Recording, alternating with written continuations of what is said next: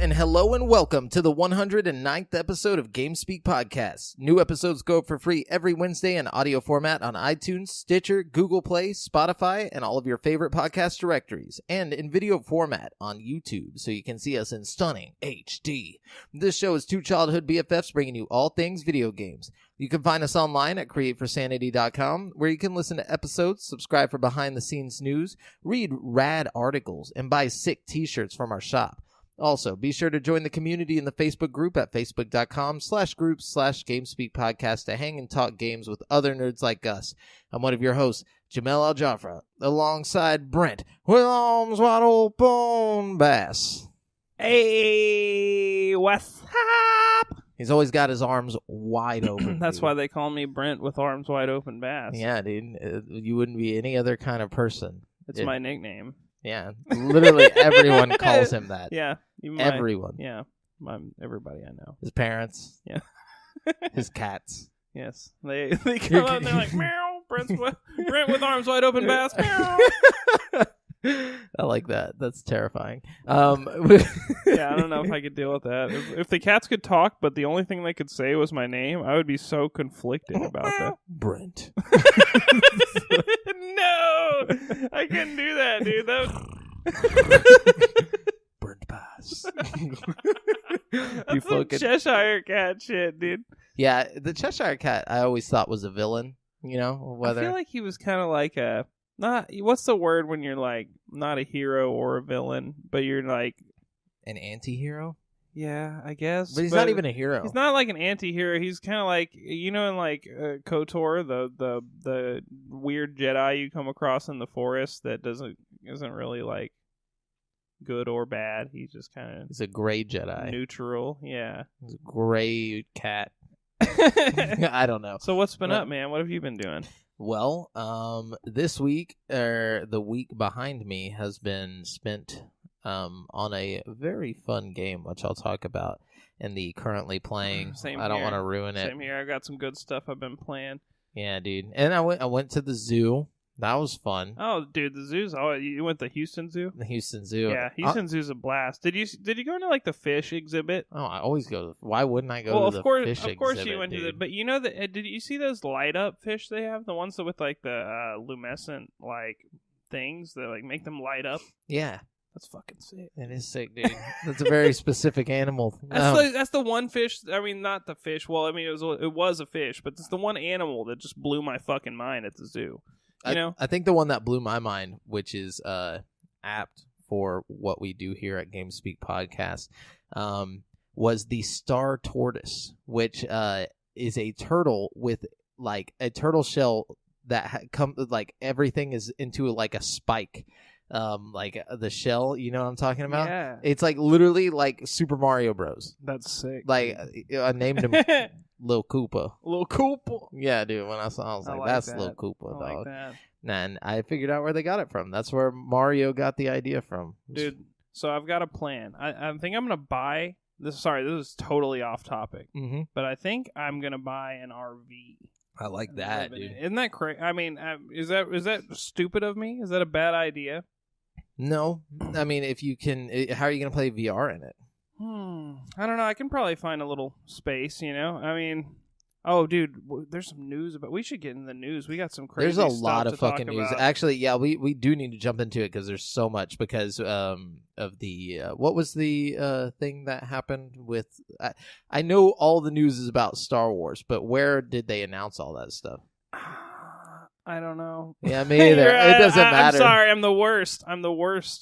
But also a lot of console news. Oh, and I just want to tell you, dude, I tried that champagne bang. Oh yeah, dude. I wasn't a big fan, bro. You won't be. That's the thing is you won't be for probably about a year, and then you'll get into it, and then I'll get into it. Yeah, you'll be like. My thing is, I wanted it to taste more like champagne. Don't go in with expectations. I guess not. What's going to happen is one day you're going to be going to your local, Bang supplier, and you're going to reach for the fridge, pull it open, and realize somewhere deep inside of you that you don't want to have that same Bang again. And and you're going to see that champagne sitting there, and you're going to be like, Should we try this one I think more I'm gonna time? drink Bang until I'm sick of it. The green and the blue one, and then whenever I get sick of it, I'm gonna try that. Have you seen the Bang that Monster's making called Rain? Yeah, I'm gonna try that one next. It's such a rip, dude. It's such a rip, dude. Try Raze. Don't do Rain. Raze. Raze? Yeah, they have. It's like Bang, but they have different flavors. Have you tried Rockstar's version of Bang, bro? Yeah, I didn't know they had one. It's good. But see, my problem is that they're all knockoffs trying to make the exact same flavors. Raze is a knockoff, but it's making its own. Rockstar's got a sour apple one. Yeah, but I think it's meant to be this one. Oh, The well, sour it heads, doesn't taste like By it. the way. Oh, it doesn't taste like No, it tastes more like an actual apple, I think. like Jolly Rancher Yeah. green apple. Yeah. Damn, I like that. Anyway, sorry. Bang Speak podcast. Bang Once Speak again, podcast. that could be many things, but we're gonna go into the news. Just so you guys know, we're using articles from around the internet. Yeah. So like GameSpot and all them people, Yeah. all them bitches. I'm just kidding. They're not. But anyways. Cool. Yeah. So let's jump into this. Sony has revealed some information about its next generation PlayStation. Whoa. In an interview with Wired, Mark Cerny, who was lead system architect for the PS4 and is currently working on its successor, divulged details on the components that will power the next-gen system and teased some of the breakthroughs it is making. In the interview, Cerny didn't name the console, though conventional thinking states it will probably be PS5. The next-gen PlayStation is partially based on PS4 architecture, which means that it is backwards compatible. Cerny also revealed that it is not an all-digital device and will accept physical discs. The Wired's article describes the transition from PS4 to PS5 as indicated by Cerny as a quote-unquote gentle one, adding that numerous games will be released for both PS4 and the next-gen console. Housed in the console will be an AMD chip that has a CPU based on the third-generation Ryzen. It'll have, or Ryzen, maybe, I don't know. It'll have 8 cores of the 7 nanometer Zen 2 microchip, just in case you guys wanted to know. That sounds epic, dude. Yeah. I don't know what all that means, but it sounds fucking epic. Although the console will support 8K, displaying at this resolution will be dependent on TVs catching up. The graphics, meanwhile, will be driven by a custom version of Radeon's Navi line.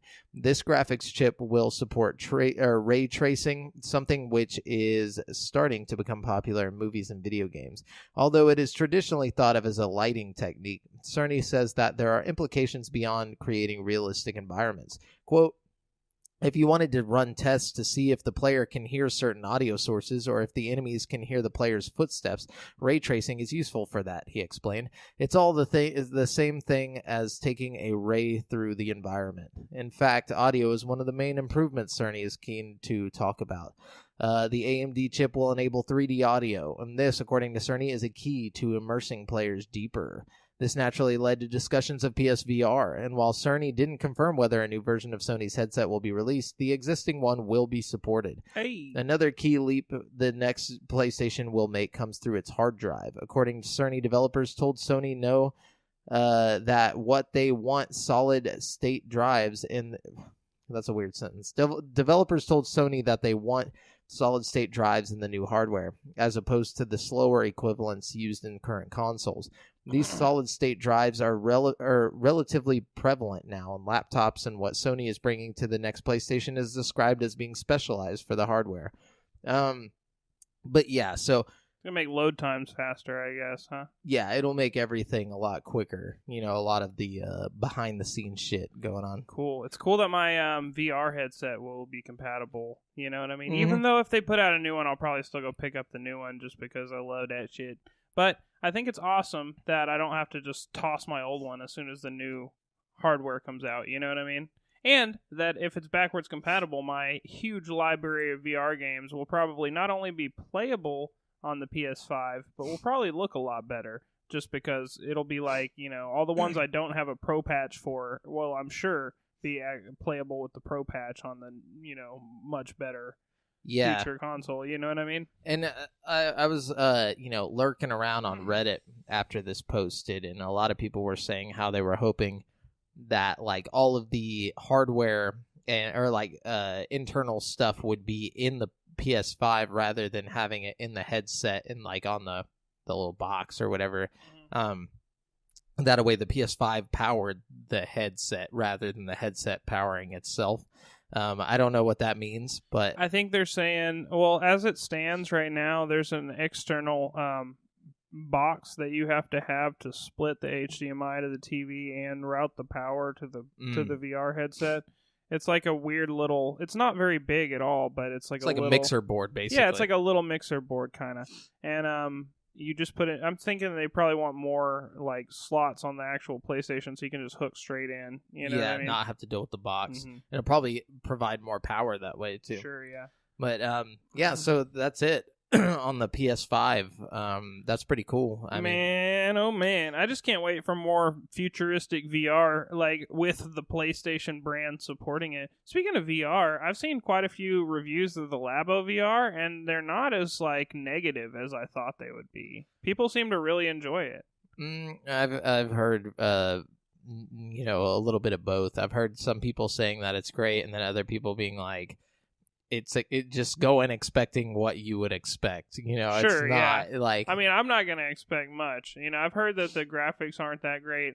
Well, no, I've heard the graphics are good, but I've heard it's a little blurry just because of like the limitations of the system. You know what I mean? and they do the little blur thing, like motion blur, to keep you from getting sick. Apparently. Oh, weird. Yeah, so I don't know. I'm interested to see because there's this one guy whose channel I follow, and he does a lot of like PC VR stuff, and he seems to enjoy it. He seems to think it's pretty high quality for what it is.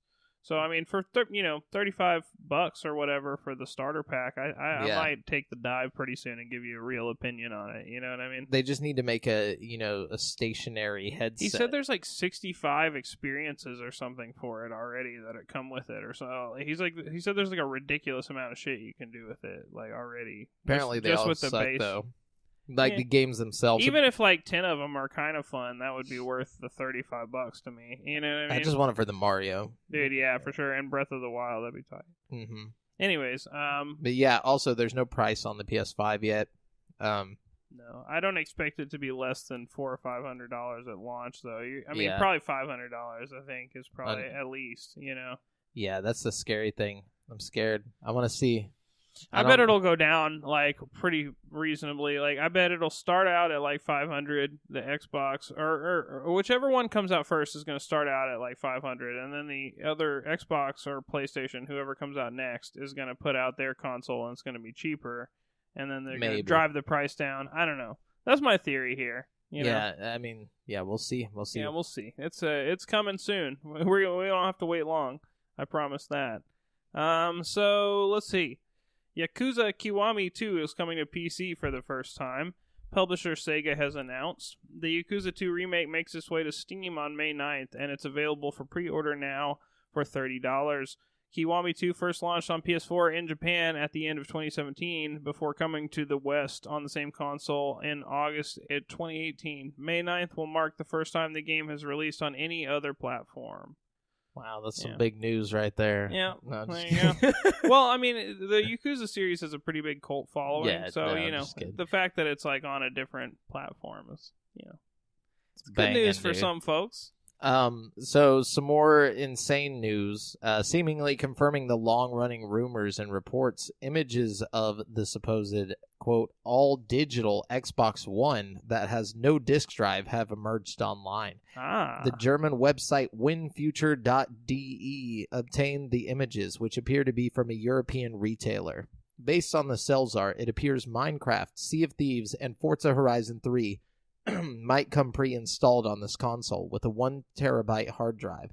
Bear in mind that this may only be one version of an all-digital Xbox One SKU that Microsoft is planning.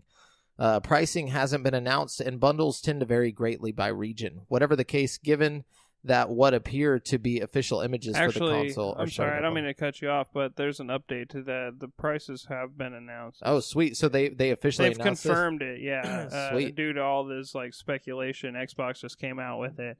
They got a diskless one. I didn't write it down for some reason, but what day it is, what coming out, but it's not too far off. And it's diskless, and it's a terabyte. and it is $250, which doesn't seem That's like a good amazing. enough deal to me, honestly, because I feel like you can get one with a disc drive for the same price. No, it's like $300, right? No, fuck no. An Xbox One S? I bet you could get an Xbox One S for $250. Like, I don't know. Used. Yeah, maybe. But see, used, this one comes bundled with games, though. Yeah. Okay. Fair enough. And it's all like, I mean, maybe you get like a discount on Game Pass or something. Dude, I saw an article that said they were going to start bundling Game Pass and Xbox Live if you want it. They need for to. $15 a month or something like that, or you can do like, obviously they have the like tiered, discounts. If you buy that's in the same thing. It says additionally there are rumors of a new Xbox Live Plus Game Pass bundle offering for $15 a month. So that could be another one of the announcements coming for the Inside Xbox stream. Oh, maybe that's where I read that. I might not be announced yet, but I think that would be a good idea for them to do that. That would be absolutely amazing because right now I'm paying, I love Game Pass. I'm sold on Game Pass at this point. I've got enough shit on my Game Pass roster to where I need it for a month or two at least to finish all this shit. It's worth. It's so worth it. Yeah. Anyways, what you got over there? So, let's see. PSN ID changes are now live in every territory. Wow. North America, Europe, and Australia. For all PS4 users. If you're not sure how to get started, we've got GameSpot has a walkthrough on how to change your PSN name. Go to GameSpot. Yeah, go there. Be cautioned, though. Sony has warned that some games have issues after changing your ID. Yeah, I saw that. These problems range from mild to severe, so be sure to check if any of your favorites may be impacted before you commit to the change. Fortunately, some major games, including Fortnite and Destiny 2, have been tested and should be problem-free. Nice. Yeah, I think it also goes on to say that your first one is free, and then after that it's like $7 or $5 or something. It's not too much, but the first one is free. So if you feel like changing your name, you got some kind of really stupid name you did when you were like 10. Like Booty Balls. Yeah, Booty Balls. And you just want to change it to something a little more respectable, go for it. Like ass testicles. Graduate. Yeah, I was about to say. No, anyways, moving forward. A new firmware update for Nintendo Switch has arrived, and it makes some big changes. The most notable of which are save transfers between Switch consoles and the ability to sort your games in various ways. Starting with the save transfers, Update 8.0.0 introduces the ability to transfer save data between Switch consoles. You can do this by heading to System Settings, Data Management, then transfer your save. One major thing to note is that once you transfer your save data, it's erased from the console it was originally on, known as the source system. As for the sorting feature, this lets you sort by last played, time played, game name, and publisher. Another notable addition in the update include the introducing of a zoom feature to get a closer look at things. You can use this by pressing the home button twice.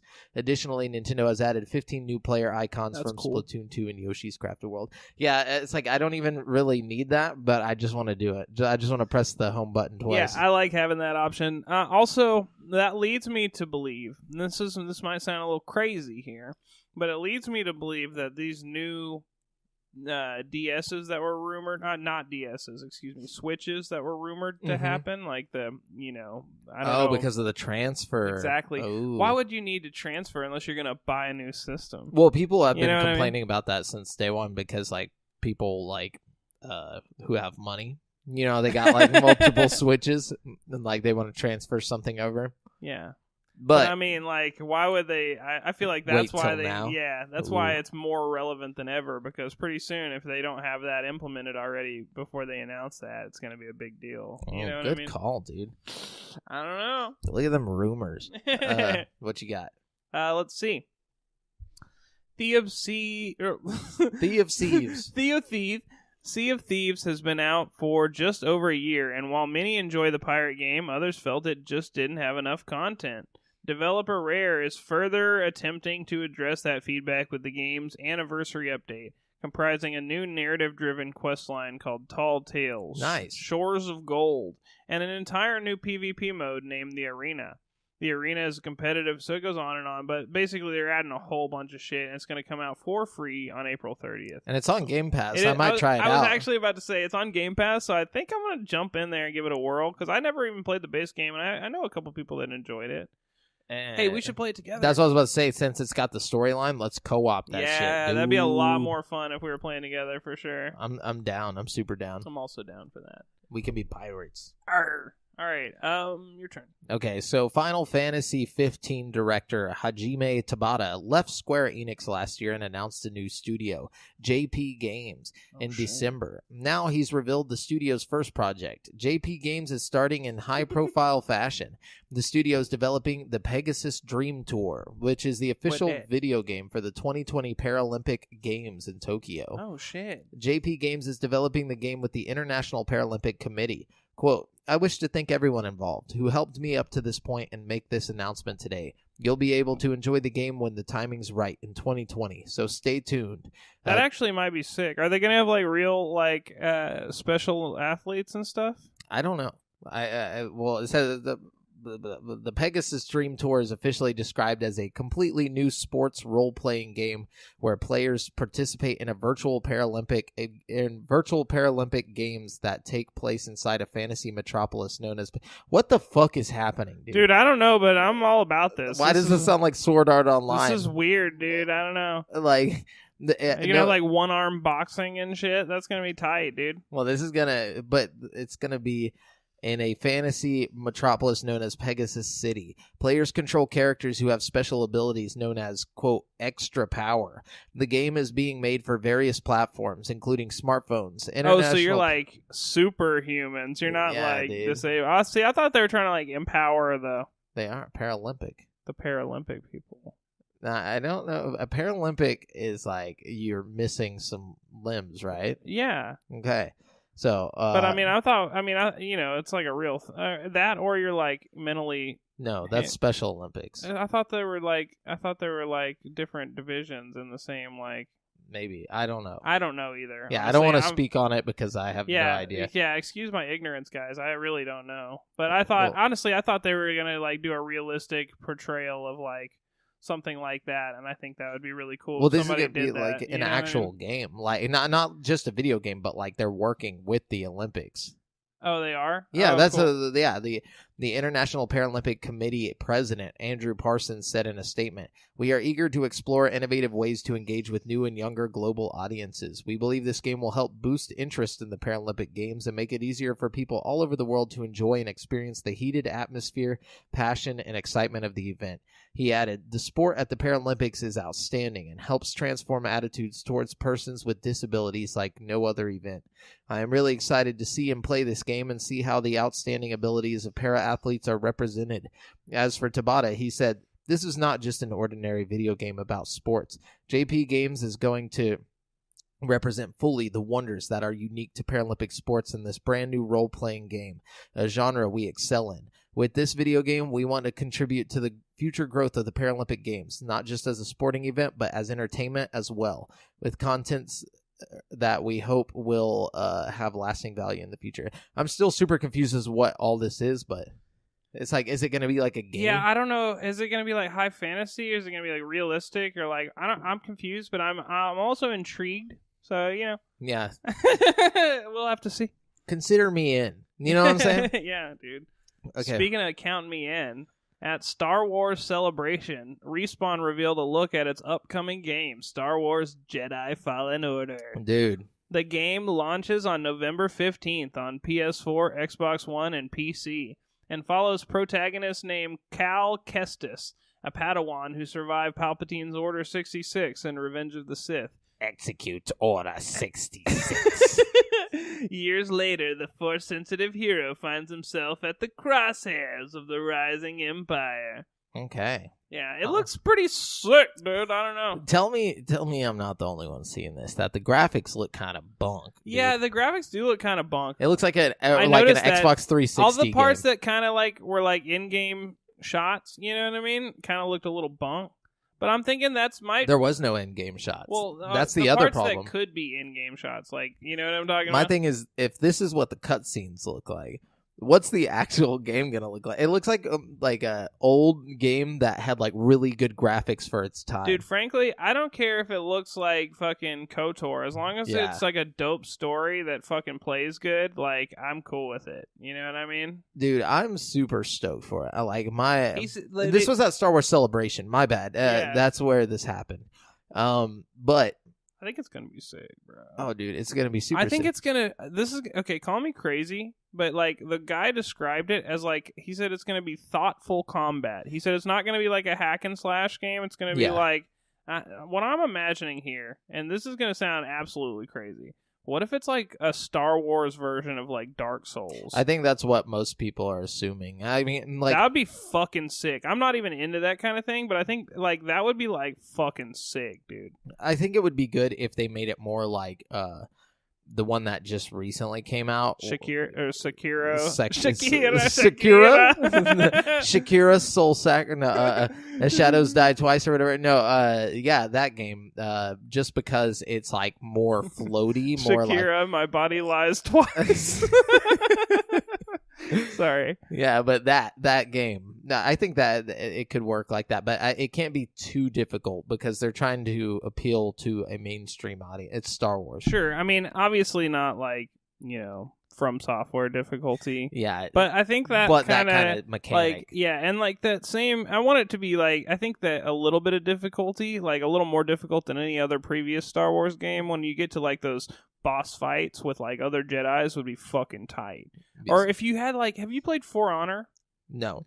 Okay, the way they have the sword fighting in For Honor is really tight, and I think it would be really cool in a like lightsaber game. Like, you have to like, they'll, you know, attack and you parry in a certain direction with one stick, and you attack with like a certain direction with the other. I don't know. It's really it's like realistic, like, yeah, you trying have to like block and dodge. You have to like read their attacks coming at you and like block accordingly. Absolutely, I would love that. What if one hand is force, the other is like, bro, you know, lightsaber? You could make that really fucking sick, dude. I think it's gonna be a fun game, and I'm super excited for the story. This is the first like extended universe story shit that I'm actually excited about. Yeah, besides Rogue One. They said no multiplayer, no loot boxes, no microtransactions. It's just straight up like a fucking story game, like a one-player story game. I'm all about that. No bullshit. And I like Respawn a lot. You know, I think most of the products, Apex Legends, Titanfall, both fun games, and I'm excited to see what they could do in a single-player type thing. You know, I don't know. Yeah, and Cal Kestis is going to be played by Cameron Monaghan,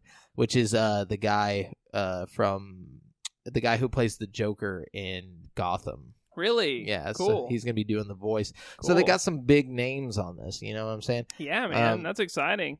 But there was a little bit more talked about it. It says, what's his name? Cal is on a journey to pick up the pieces of his tragic past while trying to complete his Jedi training. Oh, yeah. At the same time, he must stay one step ahead of the Empire and Inquisitors who are seeking to kill him and his kind. Players are introduced to Cal on Bracca, which is described as, quote, a brand new Star Wars planet and one of several new locations introduced in the game. Cool. There, Cal is attempting to hide from the Empire in plain sight, but after exposing his force powers, ends up on the run again. According to Respawn, as Cal, players will make a number of new friends over the course of the game. Super excited. One of which is a companion called Cere. I don't know if I'm saying that. It's Cere, but I'm imagining it's either Sarah or Siri. But there will be some familiar faces that make an appearance too, though the studio stopped short of saying exactly who. Didn't they show Luke in the trailer? No, not that I saw. I'm tripping. No, many Star Wars fans, Luke wouldn't be there yet because this is during Order 66. I'm tripping. That just show an infant. I'm thinking of a cutscene from Battlefront, I think. Yeah. Many Star Wars fans, ourselves included, are really interested in the dark times, so we wanted to explore that mysterious, dangerous period, said game director Stig Asmussen. The team at Lucasfilm have been amazing collaborators, helping us explore and further develop this part of the timeline where the Empire is at the height of its power, and any remaining Jedi are in hiding. But yeah, so they said a gonna bunch be of stuff. tight, It's going to be dude. dope. It's going to be legit. I'm super excited. I'm interested for sure. I think it's gonna. I love me a good Star Wars story, though. Yeah, even if the game sucks, this is like the first little bit of like lore and background stuff for the new, Disney universe that it is that I actually care about. Especially if you give me a freaking lightsaber, dude. It's one thing to have it Fuck set yeah. in the Star Wars universe, but like a spaceship, the ship games are great. The blaster games are great. I want me a lightsaber. I want to cut people up. I want to force push people. I want to do it, dude. And I want to figure out more about Cal. I want to know what what happened I like to that Cal. he's like a Padawan, just like a Force sensitive, so you're gonna have this epic like build up power, like all the good, Jedi stories. And he's gonna die, because like he's got to. Yeah, because you don't hear about him in the future shows. Yeah, there's only Obi-Wan. Obi-Wan's like the last hope. You know what I'm saying? So it's kind of weird. I want to see what happens with this. Even it's going into this negative, like you already know it's over, but I'm excited. Anyways, what you got? Oh wait, yeah. Is it my turn? It is. Okay, let's see. We did like a double news. Yeah, a double whammy. We got a new Forza spinoff is now available for free on PC, with mobile versions to follow soon. Ooh. Forza Street was leaked in March, and it's now officially announced and simultaneously released on PC. Though the trailer is branded with the Xbox logo, it doesn't appear the game is planned for release on Xbox consoles, reinforcing Microsoft's recent moves to expand the brand towards its overall game offerings. The trailer shows some Forza-like racing, mostly through city streets at nighttime.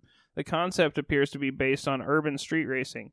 The trailer does briefly show car and upgrade menus with what appear to be familiar free-to-play hooks, like an energy meter and 2 different currencies. This announcement doesn't mention a developer or release date for the mobile versions, but the prior leak said that Miami Street developer Electric Square was behind the game. At the time, it was unclear if Microsoft had put the developer on a Forza game, or if the leak was due to an outdated era. Microsoft has produced a new Forza game every year since 2011, usually alternating between the simulation-based Motorsport series and the more open-world and arcade-style Horizon series. The most recent release was before Forza Street was Horizon 4, which takes place in the UK and features a seasonal weather-changing mechanic. Yeah. Cool. Yeah. Mobile Forza. Yeah. Might be good. Might not be. Who knows? Yeah. After more than 15 years with the company, longtime Nintendo of America president and COO Reggie Fils-Aimé is officially stepping down from the role as of today, April 15th. Oh, I thought that had happened a long time ago. No, he announced his retirement. Now you get to be sad again. It. I was like... VMA's retirement means he'll no longer serve as the face of the company, blah, blah, blah. Doug Bowser. VMA. I always say that wrong. Fils-Aimé. VMA? Yeah, Fils-Aimé. I just said it wrong again. Reggie Fils-Aimé. I guess it's too late for me to be learning it. It doesn't matter anymore. Yeah, he's a nobody now. No, I'm just kidding. I'm going to miss Fils-Aimé. No. Yeah, it's really sad that I he's think leaving. He did a Twitter now, though. He's got a new Twitter account. Yeah, that's what they were posting about. Okay. Or they're like, yeah, he's got new Twitter, and he's like, yeah. Poor guy. What do you mean? He retired. I mean, he's rolling in money. Dude. I know, not poor guy, but it's like, we all love him, and it's like, it's just like it's almost like he's gone forever. So I guess it's not really poor guy. It's more like poor us, poor everybody else in the world. He was the best president Nintendo has ever had, dude. In my opinion, no doubt. Like he was there, dude. He did some good shit for us. You know what I'm saying? 2004. I remember that E3 like it was yesterday. Anyways, yeah, let's move on. What do you got? Is it my turn again? Mm-hmm. Damn. The Game of Thrones Season 8 premiere has arrived. And to celebrate the beloved show's return, Sony is giving away some free Thrones content for US PS4 owners. You can grab 2 avatars and a theme. All you need to do is follow the steps that I'm about to tell you. Firstly, visit Sony's website and sign in to your PSN account. You'll be presented with 3 videos. each of which awards you with one of the 3 free gifts once you've watched them. You'll be given a code to redeem on the PlayStation Store in order to grab the gifts. Now, this offer is unfortunately only available to users with US PSN accounts. Okay, what a good marketing scheme. Yeah. On Game of Thrones part there. Good Yeah, job, I mean, HBO. Might as well. I feel like, I'm all about a free theme. I love changing my theme up, Yeah, but you got to watch a video to get it. Which I would watch it because I want, hopefully, okay, if I get that theme and it doesn't have the Game of Thrones music bumping the whole time during the theme, I'm going to be pissed. I need Hell that. Yeah. Have you watched it yet? No. What the fuck is wrong with you, Brent? No, I need to. Big Big time. God, I'm sitting with a fucking traitor, dude. No, I'm just kidding. Yeah, Damn. no, I'm not gonna watch the final season until all the episodes are out, though. So no spoilers, guys. Are you just gonna blast through it all in one sitting? Yeah, because I'm not gonna sit here and pay for however many months it takes of HBO Go. Whenever I could just pay for the 1 month and then watch it all. I'm gonna spoil it, dude. I'm gonna find out every you day. fucking spoiling, dude. I'm just gonna blast it at you one day. You're gonna be. I'm you better not. It's gonna hurt me, but yeah, I wouldn't hurt you. I'd just be really upset with you. You know what I'm saying? But it seems a new Lego Star Wars game is on the way and stuff. Oh, cool. Yeah, that's according to Skywalker Sounds. Matt Wood. Oh, cool. Who let the news slip during an interview at Star Wars Celebration, over this past weekend or whatever. Dude, sweat. Yeah, he was like, no new Lego Star Wars game has yet been announced. However, Skywalker Sound is the audio company behind the Star Wars franchise. What? And it's owned by the brand's parent companies like Lucasfilm and Disney. Bruh. Yeah, so it's coming, man. Bruh. But yeah, anyway, so is it going to be based on the new movies? I imagine so. It's got to be. Yeah. Why? What else would it be? Base? They could do Rogue Solo One. yeah. They could. I think the Rogue One would be better. Yeah. What you got? Oh yes, news. Let's see. Seemingly. Oh wait, no, we just talked about that. I'm sorry. Sony's beloved PS4 action game, God of War, came out 1 year ago this week, and to celebrate the birthday, the company is holding a week-long party of sorts. It kicks off with the release of a new dynamic theme for PS4 that you can get right now.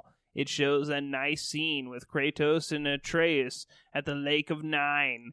The theme is free for everyone. Then, on Wednesday, April 17th, Sony will release a new PS4 avatar for the avatar set for God of War. It's also free. You don't need to have purchased God of War for PS4 to get the freebies. You can see image. Oh, well, yeah, you can't see it. Yeah, just imagine it. Yeah, just imagine it, and you're probably pretty close. Good job. So, the teaser trailer, this isn't about video games, but it's very important. The teaser trailer for Star Wars Episode 9, The Rise of Skywalker, is here. The first look at the hugely anticipated next Star Wars film was revealed at the franchise's annual celebration convention, along with its title. It was introduced at the end of a panel discussion by director J.J. Abrams and Lucasfilm boss Kathleen Kennedy, and it gives us our first look at the movie in real sense of what to expect. The trailer opens with Rey in the desert, a lightsaber in her hand, as she stares down a First Order fighter coming right at her. We hear Luke Skywalker's voice tell her, "We've passed on all we know. 1,000 generations live in your now, but this is your fight." She then runs at it, leaping to attack. The teaser also shows brief glimpses of many characters from Kylo Ren cutting down foes with his lightsaber, to Lando Calrissian laughing while piloting the Millennium Falcon. The short tease also includes footage of Leia Organa. It shows her role in the film, which looks to include a touching moment with Rey. Though Fisher died before production of the film began, unused footage from Star Wars The Force Awakens is incorporated to complete her story. The final image of the trailer... They gotta wrap her story up somehow. Yeah, why'd they keep her alive? The final image of the trailer sees Rey and her friends together, as Luke's voice is heard once more saying, "We'll always be with you. No one's ever really gone." Then, creepily, Emperor Palpatine's laugh is heard cackling as the title is shown. I can't do his laugh, but he's like, well, you painted a really good picture of that. I feel like I imagine that whole trailer really well just now. I tried, man. You know, I put the effort in. I even tried to do the Ian McDermott laugh, but it's not possible. Only he can do it. The executes Order 66. Yeah, but yeah, Palpatine's back. Cool. What you feel about that? I don't know how to feel about that. I think it's bullshit. I think I'm gonna be straight up real right now. Why the fuck are we doing this? Why is this happening? We could have done such cool shit with these movies, you know, but we're just bringing it right back around to literally the same thing. It's like, guess what? Guess who the bad guy was? The same bad guy from the prequels. You know? Yeah, it's like, okay, cool, whatever. I don't care. Rey's going to be somehow related to Luke, which I think it's going to be Carrie Fisher's daughter, or Leia's daughter. And then Kylo is, you know, obviously Han's. No, opposite. It's got to be. Yeah, they're twins. This is the way I see it. You know, Kylo Ren and Rey are twins. And that's why they have that little ESP connection thing going on. And then, yeah, it just brings it right back. Like how Luke and Leia were twins, and they didn't know. You know, it's like literally the same movie again. All right, here's my theory. Okay, well, let's hear it. Finn is Carrie Fisher's son. I'm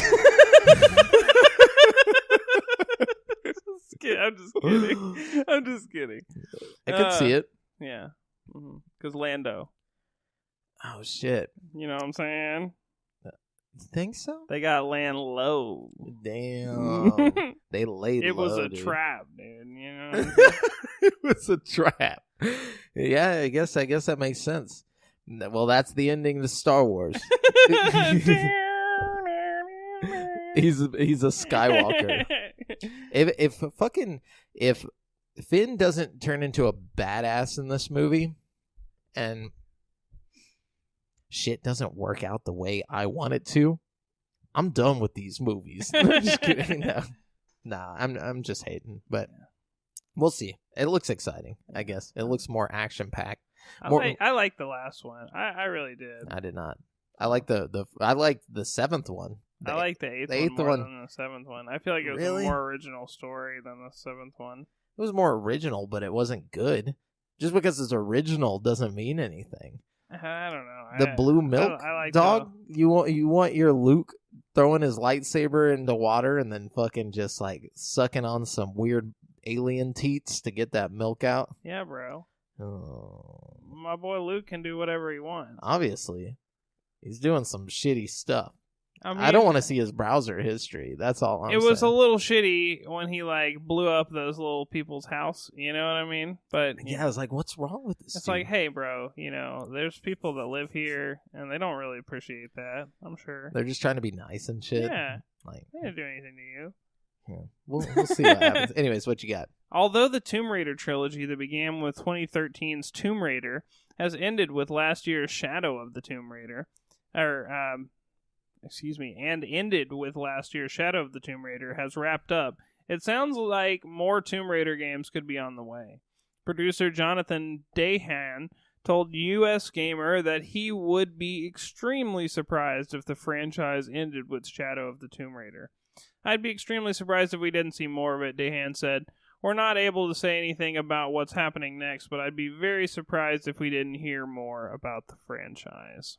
I don't think we'll see more for a while because they've been progressively declining in sales. You know, like from the first one to this one, it's been like a huge drop off. I don't think it'll be like a reboot per se, but I think they'll do something stylistically different with the next one. You know how like like the Splinter Cell games kind of tried something different after a while. Yeah. And like if you get a series going for long enough, you try something different after a while. 100 Lara Crofts drop onto a map. That's what's gonna happen. Oh shit! It's gonna be battle royale, dude. That would be ridiculous. In a tomb. So much room in here. No, but so E3 2019 is less than 2 months away, and Microsoft has been teasing that this year's event will be a big one for Xbox. With the show quickly approaching, the company has now announced the date and time of its annual E3 briefing. Unlike past years, it's set for the Sunday, just before the expo proper begins. This year's E3 Xbox One briefing takes place on Sunday, June 9th at 1 p.m. PT, 4 p.m. ET. Beyond that, Microsoft hasn't shared any further details about the presentation, but Major Nelson touted that this year's show will be the company's biggest E3 presence ever. Cool. Yeah. So yeah, that's happening. It was what you got. Let's see. An Xbox executive has responded to Google Stadia. That just sucks, dog. The new streaming service, claiming that the platform may not have enough compelling content to get people to sign up. The Xbox chief marketing officer, Mike Nichols, told The Telegraph, Google may technically be capable of offering an enticing streaming service, but that doesn't mean they, quote, don't have the content. Quote, emerging competitors like Google... Coming from Xbox. Right? Emerging competitors like Google with a cloud infrastructure, a community with YouTube, or have a cloud infrastructure, a community with YouTube, but they don't have the content, Nichols said. According to the site, Nichols also said that Google might have a hard time with Stadia because it hasn't been involved in games for very long. He also, quote, said...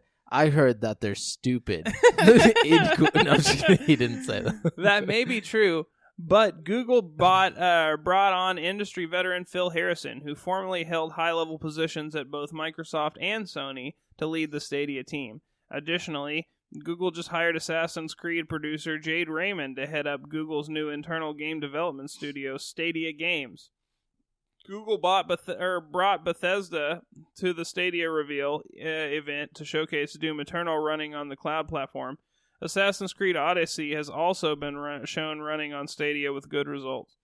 Games' Dylan Kubert is also working on a game for Stadia, while Lul Sancho from Tequila Works also appeared on stage during the reveal event. That's a few partners, but some were hoping for more.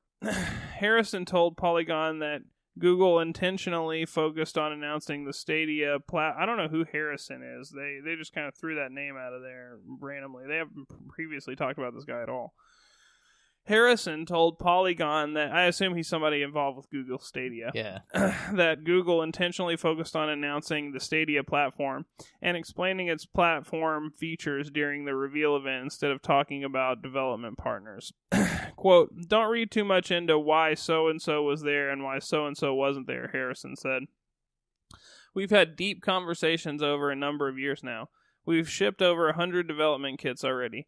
We've got thousands of creatives already underway. So you'll see a pretty amazing lineup coming June. The reference to June might be teasing a bigger game lineup reveal at E3, but nothing is confirmed yet.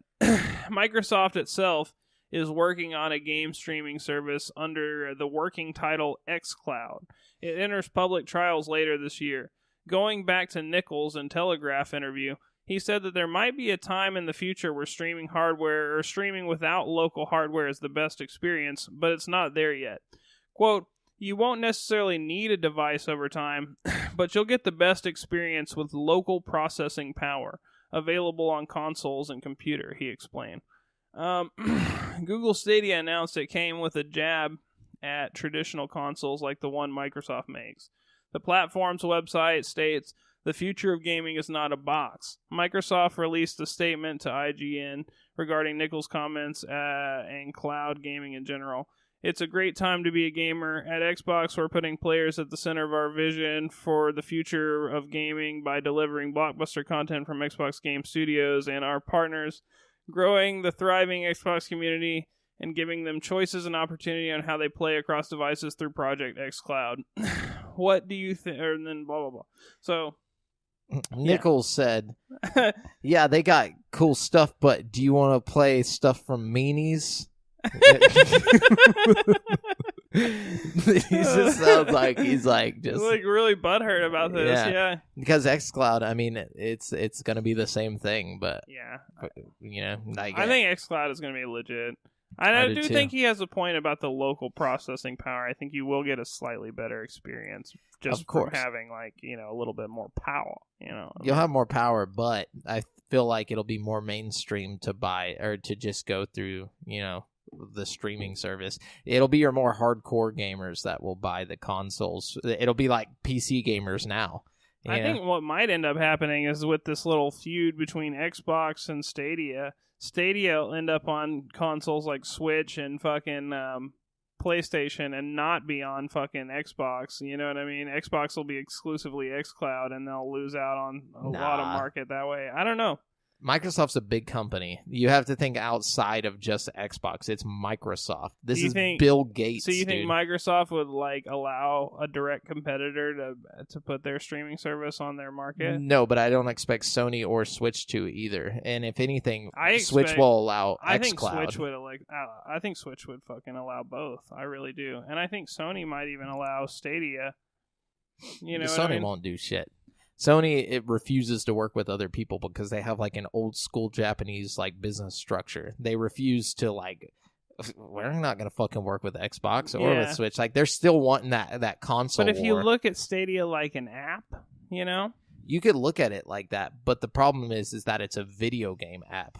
It's completely competitive, and at some point, this is harming the console industry. It's gonna be the end of the console industry. He even mentioned, he said at some point, but he's saying it's not right now. But why would they give in to helping that other than Microsoft? Because they have a stake in it. You know what I'm saying? Yeah, it's going to be a really interesting couple of years coming up, I think. It'll be a battle. Anyway, so some more Star Wars. The Star Wars MMO, The Old Republic, launched all the way back in 2011, and it continues to get new content. The game's 7th expansion and its first since 2016's Knights of the Eternal Throne has been announced. Called Onslaught, the expansion is coming this September. Quote, Star Wars The Old Republic Onslaught puts you at the center of the reignited war between the Galactic Republic and the Sith Empire, end quote, reads a line from its announcement. Will you remain loyal to your faction or work to undermine and sabotage their war efforts? The choice is yours. Onslaught adds 2 new planets, a new flashpoint, and a new operation and more abilities, while the level cap increases with the expansion as well. Players will travel to places like Onderon and Mek-Sha in search of new adventures and opportunities. The new Flashpoint, which is the Old Republic's version of a dungeon, is set on Corellia, while the new operation or raid takes place on Onderon's biggest moon, Duxon? I don't know that one. Our philosophy for this expansion is play your way, the developer said. Items have always been an important part of your character's identity, but for the first time, we are offering true depth and choice with exciting new items that let you decide how to play in the upcoming battle. It says there's new type of gear slot available in the update in the form of a tactical item or tactical items. These build-defining items directly alter your abilities and playstyle. Taking these new items, players will be able to pair them with numerous new set bonuses to choose from, including general sets that can be used by everyone. So that's pretty cool. I wasn't a big fan of the Old Republic MMO. I wasn't a fan of it being an MMO, but it felt just like KOTOR. I mean, there wasn't really much of a difference. The problem was that it's an MMO. If they would have just not did that whole little part of it, it would be a great game, in my opinion. Yeah, I just didn't like it at all. I don't know. I didn't have any fun with it. Oh, really? Yeah, I don't know. Too many fetch quests. It just made me mad. Yeah. It was the same thing with Elder Scrolls Online. I was not a big fan. Yeah, I feel like you got to be into MMOs. I'm not a big. Shit. I don't like that kind of MMO for me. Like World of Warcraft, fucking RuneScape, all that shit. It's just not my thing. You know what I mean? I agree. I wish there wasn't. I wish they wouldn't have used the Old Republic, title and just left that alone for a while. Yeah, and just I agree. 100%. So Square Enix has announced Octopath Traveler, previously a Nintendo Switch exclusive, is coming to PC on June 7th. How dare they? The game will launch via Steam and be available to buy through Valve's PC Game Store or the Square Enix Store. Cool. Yeah. What else you got? You keep going. I'm out of news. All right, let's see what we got here. Oh no, we talked about that. And yeah, I am on. Wait. Oh, secret news. Wait, secret news. Oh no. I did write down the Xbox thing. So yeah, it is $250, and it comes out on May 7th. That Xbox without a disc drive. Xbox One, not the 1S, new yeah. Xbox. Yeah, cool. Is that all the news? Yes, that is all of the news. Sweet. So we're going to jump on over to this week's releases, where I'm going to tell you what brand new games are coming out in the next 7 days, starting with Katana Zero, which is coming to Switch and PC on April 18th for $14.99. Katana Zero is a fast-paced neo-noir action platformer focusing on tight, instant death acrobatic combat and a dark 80s neon aesthetic. Aided with your trusty katana, the time manipulation drug Chronos, and the rest of your assassin's arsenal, fight your way through a fractured city and take back what's rightfully yours. Overcome your opposition however the situation requires, deflect gunfire back at foes, dodge oncoming attacks, and manipulate enemies and environments with traps and explosives. Cool. Yeah, sounds cool. And then we got God's Trigger coming to Xbox One, PS4, and PC on April 18th for $14.99. Get ready for a bloodbath of apocalyptic proportions. God's Trigger takes co-op teamwork to a completely new level as it throws together the odd couple of an angel and a demoness who must work together to defeat the four horsemen before they destroy all life on Earth. Wow. Yeah. A lot going on there. Yeah. And Cuphead is coming to Switch on April 18th for $19.99, so that's right around the corner. Boy. Couple days. You need to play it. Yeah, I want to. I've been waiting for it to come to Switch, actually. I think it's going to be more fun on the go. Yeah, if it's co-op, like not just split screen co-op, we should totally play together. I'll show you. Like on online? Yeah, I'll show you some stuff, dude. I'll show you the ropes. You know what I'm saying? No, Yeah, dude, please.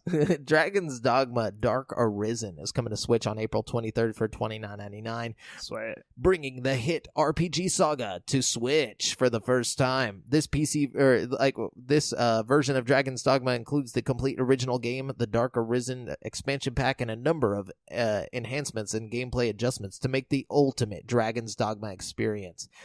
And then we got Crystal Crisis coming to Switch on April 23rd for $39.99. An all-star cast of heroes has gathered to test their mettle in Crystal Crisis, a cute and chaotic new color-matching combat puzzle game. Sweat. Then we got Snooker 19 coming to Xbox One, PS4, Switch, PC, April 17th for $29.99. What the fuck is Snooker? Well, Snooker 19 is licensed by the sport's global officiating body, World Snooker, and includes real top players from across the globe, every official tournament, and over a dozen beautifully rendered real-world venues. What is Snooker, I have dude? no idea, dude. You never heard of this? No, me either. I'm glad I'm not the I only haven't. one, yeah. With TV production values, a deep and authentic single-player campaign linked to real-life tournaments, and an array of multiplayer modes, Snooker 19 is the next generation of snooker games. I didn't know there was some before this. It sounds like a delicious cookie or something. No, it's like a snooker doodle. I want to know, if anybody out there listening knows what snooker is, can you please educate me? Yeah, actually, I'm going to look it up real quick. Yeah, you look up snooker. I'm going to keep going. You keep going. Jupiter and Mars is coming to PSVR on April 22nd for $24.99. Jupiter and Mars is an adventure game with both action and puzzle elements set in a fantastic futuristic neon world where most everything is underwater. Then we got My Time at Portia coming to Switch April 16th for $39.99. Start a new life in the enchanting town of Portia. Restore your pa's neglected workshop to its former glory. Grow crops, raise animals, befriend the town's quirky inhabitants, and uncover the mysteries this charming post-apocalyptic land has forgotten. Snooker is pool.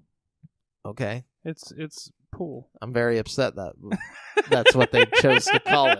It's like, I think it's a little different. It looks like the table they're playing on is bigger than a normal pool table. Oh, okay, so it's a separate game. It's not just billiards. It's not just normal billiards. It looks like I guess it is billiards. It says it's now governed by the World Professional Billiards and Snooker Association. But they said that like two separate things. Yeah, I think it's like normal pool, except for instead of numbers, there's like a sequence to the colors you have to do or something. Okay. I think it might be like a one-person version of pool. Like, I don't know. Okay. Shit, I I like don't it. know. But it's basically pool. Nice. I'm glad we know that now. Yeah, I feel educated. I was imagining like lacrosse or something. I don't know. I just thought about those cookies. But Siege of Centauri is coming to PC on April 16th. I couldn't find a price for this game, but set in the ashes of the Singularity universe, Siege of Centauri is a new take on the tower defense genre. As the commander of the defense of Earth's first colony, players must determine the best strategy to save the colony from the tens of thousands of alien machines that are rapidly approaching. Damn. Then we got Mortal Kombat 11 coming to Switch, Xbox One, PS4, and PC on April 23rd for $59.99. It's here. The real question is, do I want to get this on Switch and have worse graphics but be on the go? Or do I want to get it on consoles and have better graphics but not be on the go? Will you be playing with other people more often? If so, then get it on console. But why? Because if I have the Switch, I got more controllers and like it'd be That's true. easier to break off a Joy-Con and like It'd be two Joy-Cons. There's no way you can play one Joy-Con to do that. Why not? You know what? Maybe Punch you and can. a kick and you could do your special with the your X-ray or whatever with You're the right. triggers. I didn't even think about it. I thought wrong. Maybe, but I don't want to say that you can. I don't know. But I would imagine so. It would sure be nice if you could. Yeah, right? I heard it plays pretty fine on the Switch, though. Yeah, me too. I've heard that it like the frame rate's good and like it feels good. It's just a little bit downgraded graphically, just a little bit. Yeah, but that's not bad. Yeah. Tanks Meet Zombies Switch coming April 16th for $9.99. Dress up as an assault armored vehicle and prepare yourself to speed What? date. We mean destroy hordes and hordes of undead humans, bears, spiders, and more. Join with up to 3 more friends and get ready to wreak havoc. It will be a blast. And then we got Hell is Other Demons coming to PC and Mac on April 18th. Couldn't find a price for this. Hell is Other Demons is a fast-paced bullet hell platformer shooter with bold color schemes and a heavy synthwave soundtrack. Ew. Then we got A Chair in a Room coming to PSVR on What? April 23rd Nuh-uh. for $24.99. Okay. A little bit of backstory here. This Okay. is the first VR game I ever played. Is this the one with the clown I don't know about or all the that. lady or like the weird? Like, Okay, let me just tell you, because Okay. this is the game that inspired my love for VR, bro. I went over to my buddy's house. He was like, "You got to come try the VR." I was like, "Hell yeah, dude!" So I went over there. He had like a dope room scale set up, and he puts me in a chair in a room. He's like, it starts you in this room with a chair, like Okay. like the name would suggest, and like you can move the chair around and stuff, and it like the way it scrapes against the floor. The graphics are really good. Fucking, it does all this weird psychological shit, like. But the cool thing it's a really cool room scale game because all of the environments in the game are the same size as like the Vive's play area. So I'm not sure how this will work in PSVR. yeah. You know what I mean? It'll probably still be kind of cool, but not nearly as good as the Vive version. But like in the Vive version, you can walk basically throughout the entire game, like everywhere you can see. There's no need to like artificially move. Like it just kind of like scales the game to your room. And so and you like walk to go to a new area. You like walk to the door and turn the knob, and like it puts you in a new area, like with the world flipped around, so you can like turn around and go just back. walk. Yeah. So like it's really fucking clever and tight how they did it. And like there's a part where you're in this bathroom and like this creepy little kid's in the fucking shower with you, and like there's a part where you're on the phone and like you're holding the phone up and all kinds of weird creepy shit's happening in the phone, like room 1408 kind of. You know what I mean? It's a weird, creepy game. It's really, really pretty. I highly, highly recommend this to people who have a PSVR. I don't know if it's going to end up being a good port, like I said, but I love this game so much. Sweet. It's coming April 23rd for $24.99. Oh, worth it. Then we got Iron Snout coming to Xbox One on April 18th. Couldn't find a price for this game, but Iron Snout is a fast, colorful, and brutal button mash fighting game in which you will be helping a piglet fight for its life against hordes of wolves. And then we got Revenant Saga coming to Xbox One on April 17th for $9.99.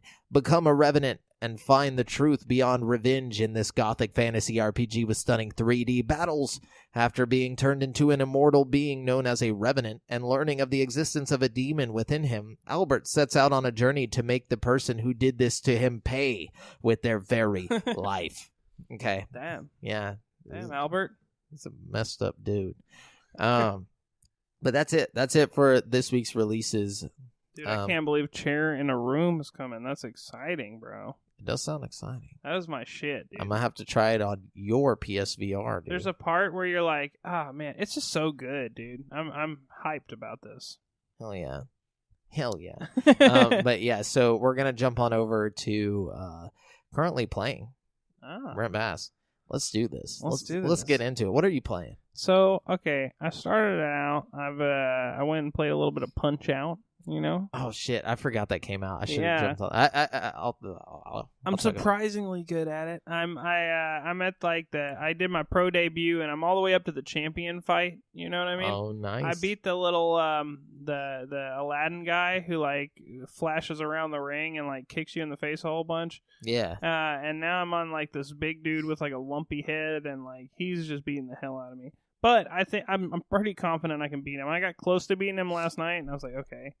I'm just going to take a break. Yeah, take a little break. Let the brain refresh. But I really am having a lot of fun with that. There was one part I was really stuck on for a second. There's like this dude, and like the only way to beat him is like when he opens his mouth, you got to punch him in the mouth, and then he like covers his mouth, and then you got to hit him in the stomach a whole bunch. And I just couldn't figure it out, dude. It took me forever. And then finally I did some damage, and I was like, what did I even do to do damage to him?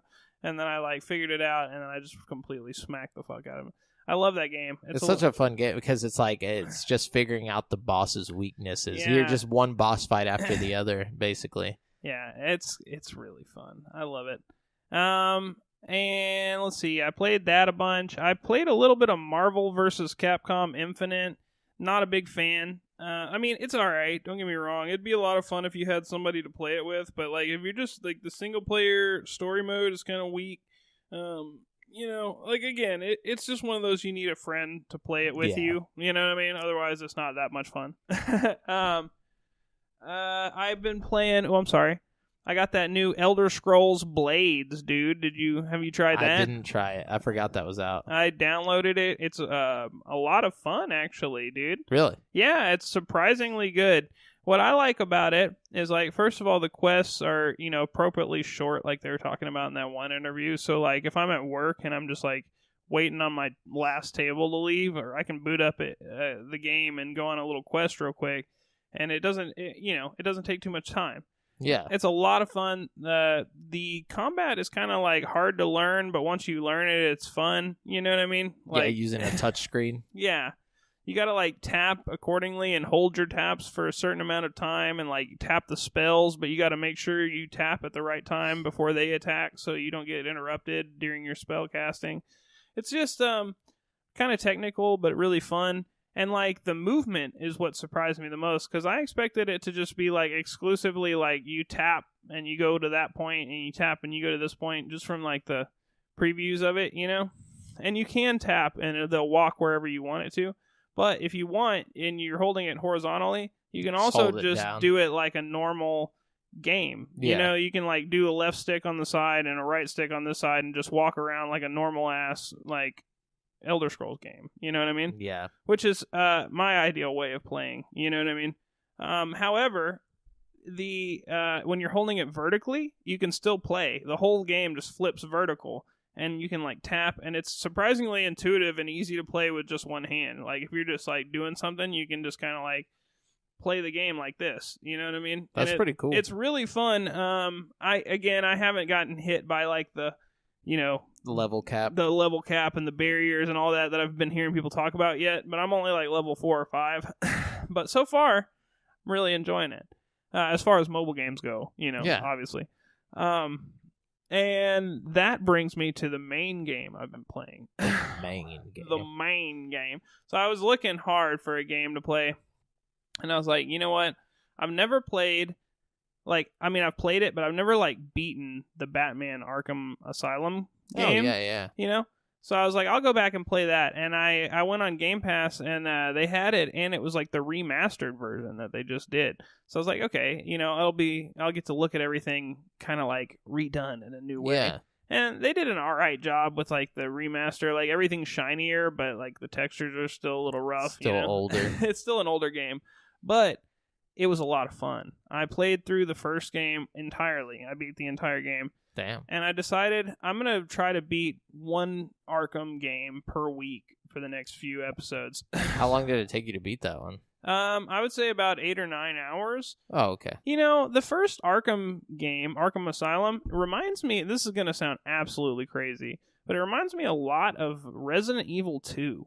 I could see that. In the respect that you're like in that one general area and you do a lot of like, you'll get gadgets and you backtrack and there's like rooms you couldn't go through before and then you have to go through the same area to get to those rooms, and like it's a lot of like folding in on itself and puzzles. And, like, you know, you replace your, like, zombie encounters and, like, ammo rationing with, like, Spider-Man-style ass-kicking and, like, stealth, you know what I mean? Yeah. And it's, like, I don't know, it's a lot like Resident Evil in a way. But I had a lot of fun with it, man, and I'm really excited to start playing Arkham City. But what I realized, originally I got this resolve in me. I'm like, I'm going to beat all of them. Yeah, I'm going to beat the 3 Rocksteady ones, and then I'm going to go on and play Origins, because I was going to play them chronologically, but I didn't realize Origins was actually chronologically the first game. It's like a prequel, yeah. Yeah, even though it came out like third, so I was like, fuck it, I'm just play it last. You know what I mean? But what I didn't realize is that not all of the games are on Game Pass. Only the remastered version of Arkham Asylum and Arkham City are on Game Pass. And Arkham City just got added to Game Pass like a few days ago. Mm-hmm. But I was like, fuck it, I've already like resolved to do this. So I went to GameStop to see how much they were going for, and I got fucking Arkham Knight for like $8, and I got fucking Arkham Origins, the 360 version, because they don't have a remaster of that one yet, but it is backwards compatible, for $5 or something like that. So yeah. I spent less than like $15 and got both of them. So I'm pretty psyched. I'm gonna play them all. I'm determined now. Hell yeah, dude! It's a lot of bat. It's a lot of bat. I know. You probably could have waited and it would have all came to Game Pass, because if they've already put those two, they might have done the backwards compatible. I wouldn't be surprised if it did, but I don't want to end up like lost, waiting for, you know, like beating the city and then just being like, all right, where do I go from here? You know. I feel that. No, that's cool. That's I started City was the first one I played out of them, and like Did you like it? I didn't. It was just too open, and like, but too open. See, that's what I'm worried about, because Arkham Asylum was like, it was open, but it was like perfect. It was kind of condensed in a nice way. You know what I mean? Like Resident Evil 2. You know what I mean? It was open, but kind of like knew if you had to run somewhere across the level, you could. It would just take a while because I don't know. And I'm just not a huge Batman fan. I think maybe if the like theme that was my original like problem with the Batman games. Is like I've never been that big of a Batman fan, but the more I play it, the more I get into it. Yeah. And the more I'm like, damn, this game is really dark for a game that's rated T and is a Batman game. It has a very Tim Burton-esque feel to it. There's a lot of like really mature things that happen. Like, first of all, people are dying like left and right, and that's not very common in a Batman thing. You know, like, I mean, sure, people die every now and then, you know what I mean? But like, are falling people a vat getting of acid. Dead, dude. Like, people are getting eaten alive by like Killer Croc and shit. Like, right in the fucking, I don't know. You can't be named Killer Croc and not kill someone. You know what surprised me is like a third one. I went to buy Arkham Knight and it's rated M. Mm-hmm. I didn't know that. Yeah. The other 3 are rated T. That one's rated M. Yeah, it gets brutal, dog. I'm excited to see what's so rated M about it. You know what I mean? Yeah. Because the M-rated Telltale Batman games are pretty hardcore. Mm-hmm.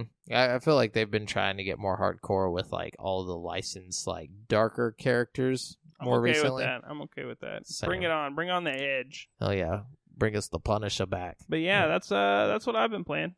Cool. I've been playing Final Fantasy 9 still, a lot of it. I'm like 17 hours in. Woo. I'm very close to, I think it's like 30 hours to beat it, so I'm not too far off from the ending. Now that I'm already, past that 15-hour mark, like and it's been just a breeze. Like I love it so much. Like and just like 12 hours in, I just figured out like a certain like mechanic that I could have been using the whole time, that like I was like, damn, what the fuck. But like now that I'm using it, like I'm like, wow, I was already really strong and like doing well without and, it. Yeah. and now I'm just like learning even more and like understanding the abilities mechanic and all that stuff. It's really cool, really fun. And I really like the story.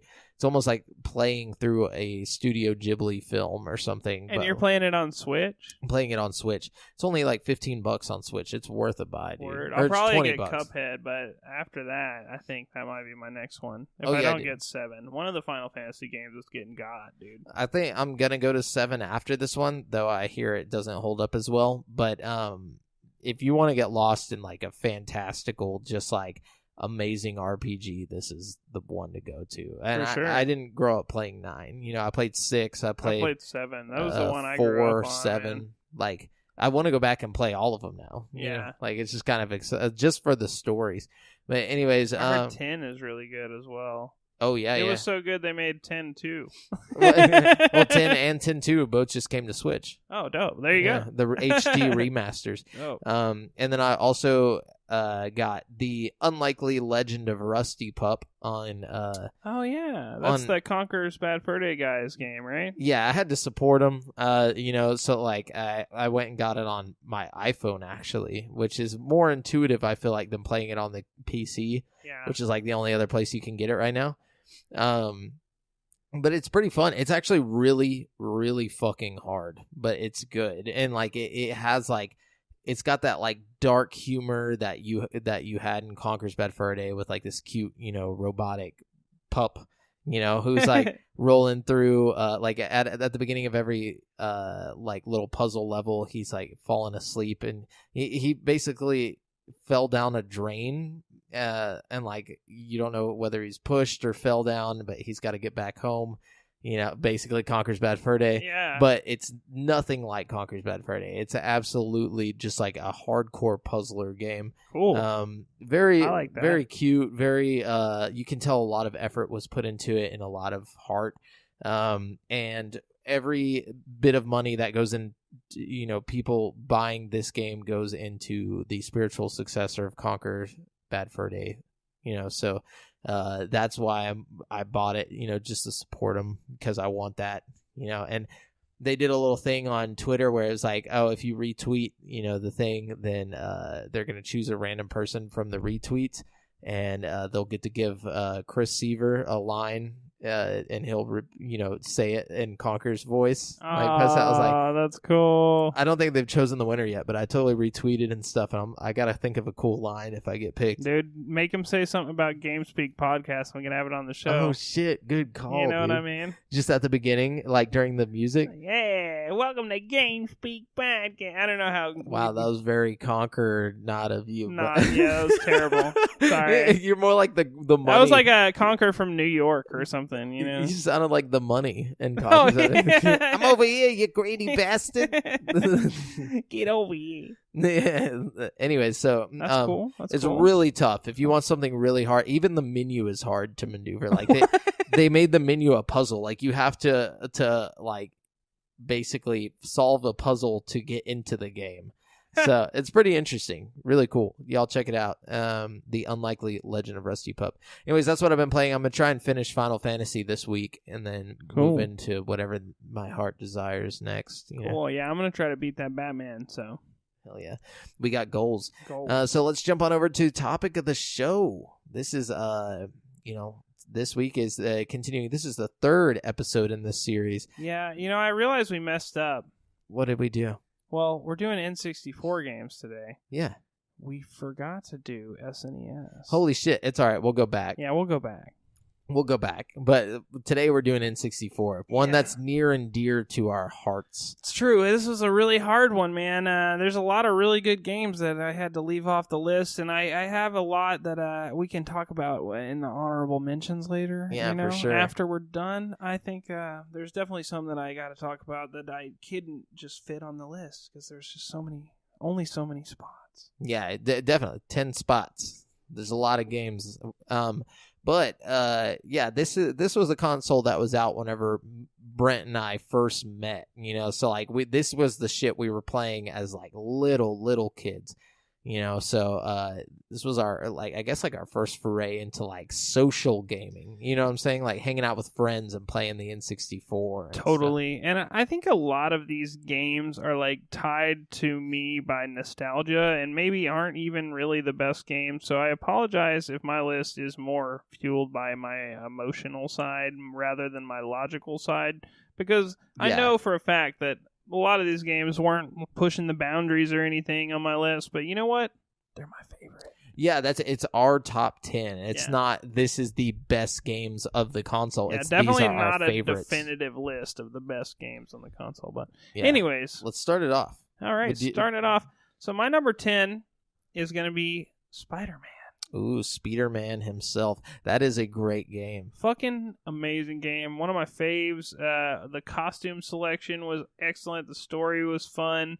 The mechanics of swinging were really unique for the time, and going from building to building, just whooping people's ass was it was the original Arkham Asylum. You were Spider-Man. You know what I'm saying? Stan Lee doing the voiceover. The wall crawling felt really fucking intuitive and dope, and you'd hang on the ceiling and drop down on a web, and there was little stealth parts and stuff. It was a sick game. All the villains, you got Scorpion and Rhino, and the villain Venom. There's that part where you're in the subway fighting Venom on the train. That was tight. Oh yeah, dude. There's a lot of iconic, dope moments in that game. Here's Johnny. Yeah, dude. Yeah, dude. Lots of cool shit. My number 10. This is very far down on the list, but 007 GoldenEye. It wasn't one of my big. It's not even on my list. Yeah, I didn't play it too often. Don't get me wrong, I loved GoldenEye. I played the fuck out of it. It was one of my most played games. It was one of my. The funny thing is, it was one of my most played single player games. I loved the single player. Yeah, I honestly excellent. didn't play too much multiplayer with it. I played a lot of multiplayer really? with it. Yeah. Yeah, I didn't because I had the multiplayer was so good for its time, but it was. But I'll tell you why I didn't put it on my list later. It's really good though. Okay. But I fucking love that game, man. Yeah, great game. It's a classic. I mean, you don't really have to speak on it that much. One thing that really I like about it that I don't think most people talk about is the gun models were so dope for the time. There were so many guns and they all looked really dope, and you could look at them on your watch and flip them around and check it out. I don't know. It's cool. It's what brought multiplayer shooters to console. It's what made it possible and cool. Totally. So my number 9 is going to be Yoshi's Story. Damn, that's one I can't agree with, but I love me some Yoshi's Story, dude. That game was so beautiful and colorful and graphically good for its time. It just had a lot going for it, and I like the mechanics of Yoshi jumping and throwing the eggs, and it was just simple and chill. That's my kind of game. Yeah, it was whenever. The music was great too. Yeah, it kind of became what Yoshi would become. It was our first glimpse at a really beautiful 3D Yoshi. Unless you were really dope and fucking got to the end of Mario 64 with that shit. You know what I mean? But Exactly. Number 9 for me is Turok 2 Seeds of Evil, which I spent a lot of time with. I love this game. I still love this game. I think it holds up. It's a little foggy if you go back and play it but I mean, it's a great game. Yeah, I liked Turok 3 a lot too, which was one of the last games released on N64. Really? Mm-hmm. I don't even. The one remember. where you're in the city and you're fighting the dinosaurs in the town. I don't think I played Turok 3. It's pretty tight, bro. I think the next Turok I played was Evolution on the GameCube. You should definitely try to get an emulator of 3. I think you'd appreciate what it did. Yeah, that was the major thing. Turok 2 Seeds of Evil was just beautiful to me. It was it was 3 a big looked game. a little better than 2 even. 3 was pushing the limits of the N64's Oh, wow. hardware. You know I'll what I have mean? to check that out. And I love dinosaurs at that time. That was my shit. Like dinosaurs, it was mature.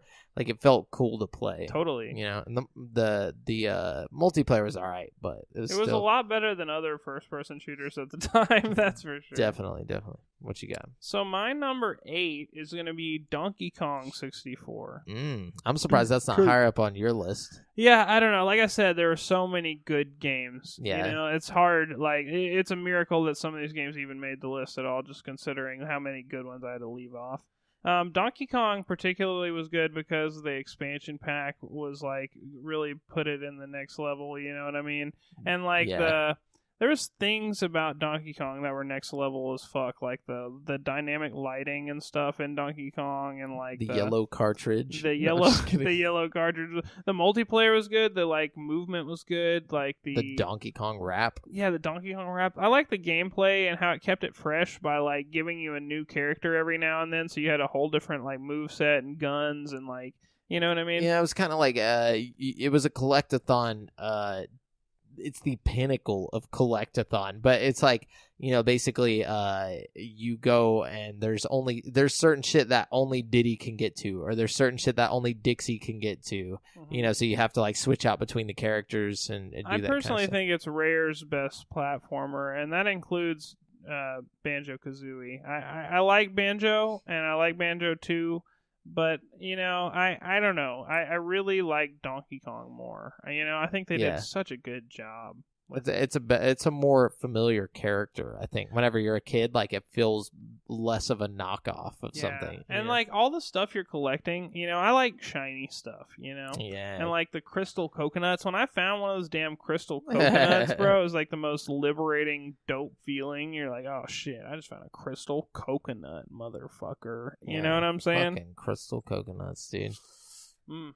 Yeah, one of these days, I think that's where our YouTube should go. Is that we should just be like people who play like retro emulator games. Like, bro, I'm all about that. Yeah, that we just play through Donkey Kong 64 and shit like that. I feel like we could definitely do that. Definitely. Yeah, my number 8 is in the same vein. Diddy Kong Racing. Oh yeah, Diddy Kong Racing. Just barely didn't make it on my list. It's such a good game. It was like it had carts, it had planes, you know, like and at the time, like just being able to fly around in a plane, like in a kart racer game, it felt so big and open. Oh, dude, and the boats. It had boats too. It really, you know, Mario Kart didn't have any kind of like land and air element. I mean, water and air elements in it until like fucking like the DS one, right? Or something like that. It, you know, they didn't do anything like that for a while. It was very diverse. It was ahead of its time. It had Conker in it. It was good looking too compared to Mario Kart. In my opinion, I think it looked better than Mario Kart. Oh, it definitely looked better than Mario Kart. You know what I mean? It had a campaign, you know, like with an actual like, oh, you need to do this or that. Yeah, you know, like its roster of characters was fun. It was. You don't see any of them anymore. But, no, but at the time, you know, it was, you know, was it? It was relevant. Yeah, definitely.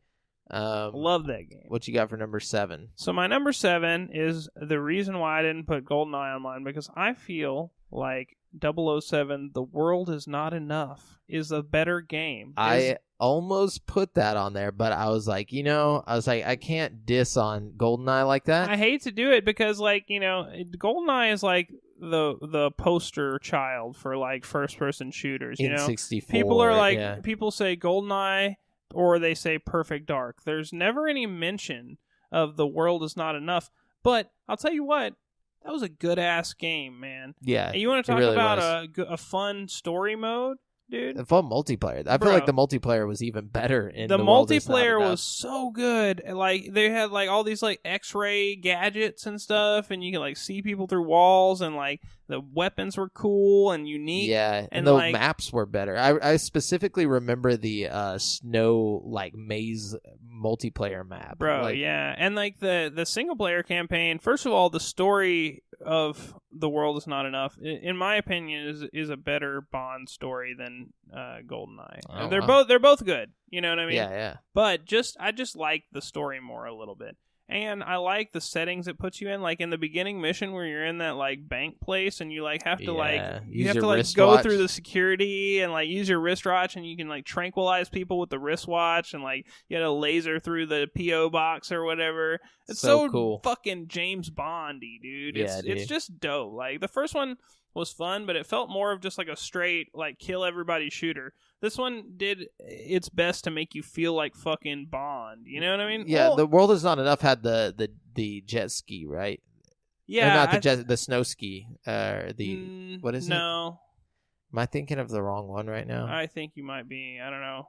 No, I could have swore there's a level on there where you're like on a snow ski, like going down the mountain, like shooting off the side of it. Maybe. It's like really like archaic controls, but like I specifically remember that from that game, and that being super exciting to me. Could be wrong. It's though. Possible. I remember the only game I remember where you're in the snow skiing was there was this really shitty third person James Bond game for PlayStation. Well, it wasn't third person. It was just like imagine like Far Cry vehicle driving. Yeah. But like yeah. No, I know exactly what you're talking about. I think you're right. But anyways, that was a dope game, man.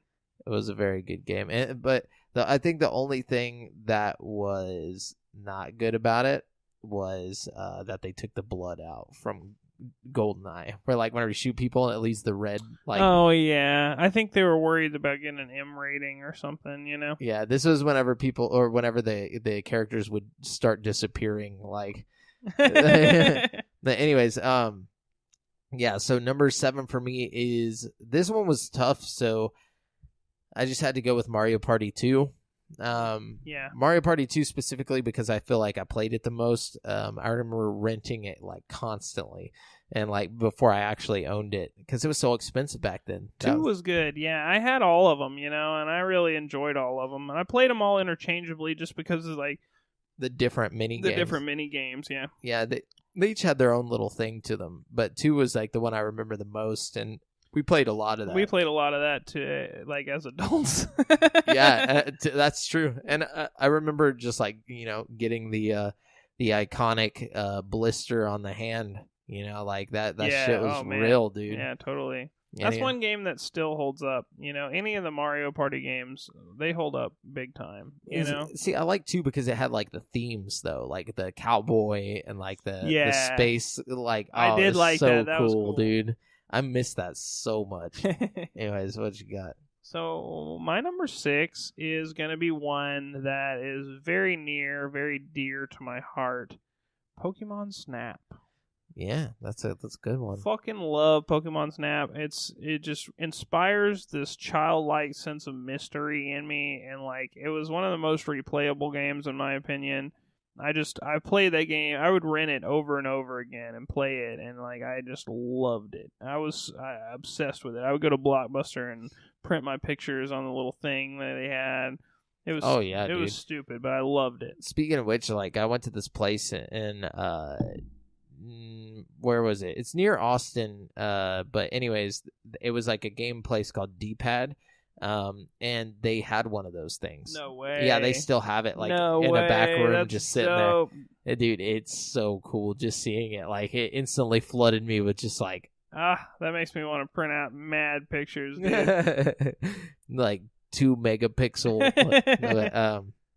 Anyway, so number 6 for me is Tony Hawk's Pro Skater, dude. Oh, man. That's another one I almost put on there. It's such a good game, dude. It was. And it was something that, like, I played way too much of, and I really thought there was way more in it than there actually was. It's one of those games where when you're a kid, you're like, oh, I imagine it being bigger. Yeah. Well, because, like, you always find little things, little you secrets. know, like, that expand the level just a little bit, you know? Yeah. And it kind of makes you think, like, oh, man, there's something just beyond that boundary. And a lot of times there was, you know, because they did that on purpose, you know, like if you round the rail and kick flipped up and did a flip, you land on this thing and all of a sudden you're in the secret spot and get the hidden tape, you know? Yeah. Or like just even in the first, you know, the first level, like the hangar, whenever you like grind on the helicopter. No, that's in the first one too. Oh, is it? Yeah. Oh, okay. Yeah, man, that's such a good level, dude. I could have swore. Hold on, maybe I'm thinking of Tony Hawk 2. I hope Tony I'm not. Hawk 2 is the one with the hanger, as far as I'm aware. Because you start out and you can grind on that thing, and not only can you go outside by like grinding on the helicopter. Oh shit, I'm thinking of Tony Hawk 2. Yeah, Tony Hawk 2 is that shit, bro, with the schoolyard. Tony Hawk 1 is great too, don't get me wrong. What's the first level in the first Tony Hawk game? Was Tony Hawk 2... Tony Hawk 1, the first level was like, it wasn't a hangar, but it was kind of like the hangar. It was like this like area with like bowls and stuff, I think. Oh my god, I remember now. You know what I'm talking about? Yeah, I completely made a mistake. I meant Tony Hawk 2. Tony Hawk 2 is where I really started my like Tony Hawk love. Tony Hawk 1 was cool. Yeah, it's a really Tony good game 2. Still. But I definitely like Tony Hawk 2 a little more. Yeah, the music was better there too. They were both on N64 though, so you know. Yeah, that's what I totally got that mixed up. Yeah, that's a good one. So we're on 5, right? We are on 5. All right, 5 for me. Mario 64. Mario 64 is number 5. They start getting really good from this point on. Damn, Mario 64 is number 5. Yeah, well, don't get me wrong. I love Mario 64. You know what I mean? This is controversial. Well, not so much. You know, I didn't play it as much as a kid. You know, I mean, I played a lot, but like. You didn't understand it. I understood it fine. I just, you know, I don't know. I love it. It's a great game, and that's why it's on my list at all. But at the same time, it's just, you know, I don't know. I don't have as much love for it as the games after it on the list, you know? Okay. That's just how I feel, you know? All right. I understand that it's technically superior to just about every game that I could possibly name after this. Yeah, you're talking about just to you, but your soul. To me, to my soul, there are 4 more games that are just more important to me. Okay. All right. Number 4 or 5 for me is Mario Kart. Yeah, so Mario Kart's great. It's another kart racer on, the N64, but this one I feel is better than Diddy Kong just because of the characters. The characters are more notable. They're more important. Yeah, and the maps, even though in Diddy Kong Racing, like, you had all the diversity, I feel like the maps had a lot more tender love and care put into them in this game. You know what I think really made Mario Kart, or what was better about Mario Kart, were the sounds, the sound effects. When you like ran through one of those boxes, like, you know what I mean? Like, it's just like a slot machine or something. Something about that poppy, jingly sound makes you want to keep playing. You know what I mean? Yeah. I don't know. And it was a good game all around, It was a good game. I personally like Diddy Kong Racing a little more, I think. If I had to put I didn't put either on my list, unfortunately. Yeah. But if I had to put one of them on the list, I think Diddy Kong would have made the cut. I would think nowadays if I tried to go back and play it, but as a kid, I put way more time into Mario Kart.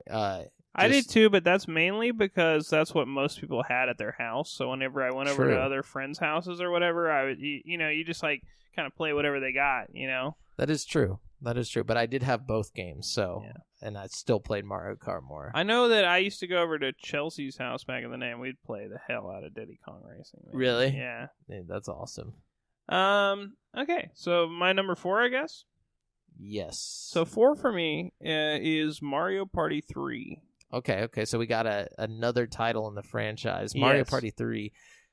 Which is just as great as the others. I think it's just as good as 2. Like you said, 2 has some tropes that are really cool. I think Mario Party 3's got a little bit better graphics. Yeah. Some of the mini games are fun to me, and I spent a little less time with it, so when I play it, I am more excited to play it. You know what I mean? Because there's new stuff to find out about it. Exactly. Or new mini games. So I think for me, it just is a matter of if I were to play one of them right now. But as a whole, I think Mario Party is just kind of like, my number 4 spot. Just Mario Party in general. It doesn't. You could pick any of them and interchange it in that spot, and it wouldn't really matter.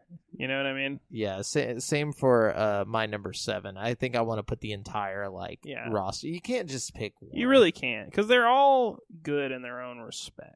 Yeah, for sure. My number 4 is Super Smash Bros.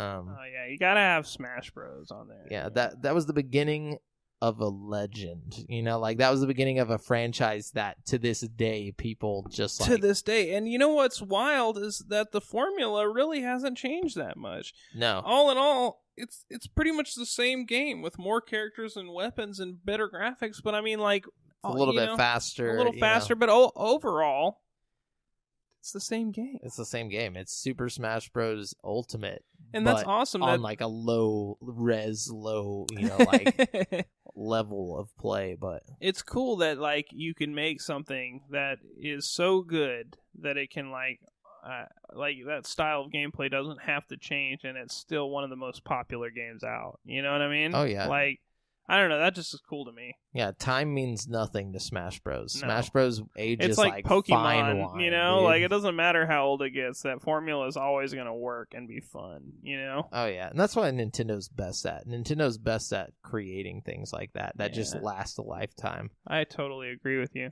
Yeah. Anyways, and also Super Smash Bros. Before we get off that topic, there were so many playground rumors and like myths about the game that was one of those games where I just like the playground rumors were insane. Oh, people saying you can unlock Goku and stuff and dude. Shit. Like I would try the most insane shit trying to unlock like Mega Man and Goku and stuff. Like oh yeah, I remember trying to unlock blood code or whatever. Somebody like told me on the playground that there was like blood in the game if you did a certain thing. What? Yeah, I was like, what the fuck? I was like, I remember trying like the Samus armor glitch where you could see through the armor. Oh yeah, dude. You know, I remember that, which was real. That was real, yeah. That because at that point you're so skeptical. You're like, it's not gonna work, and then it works, and you're like, what?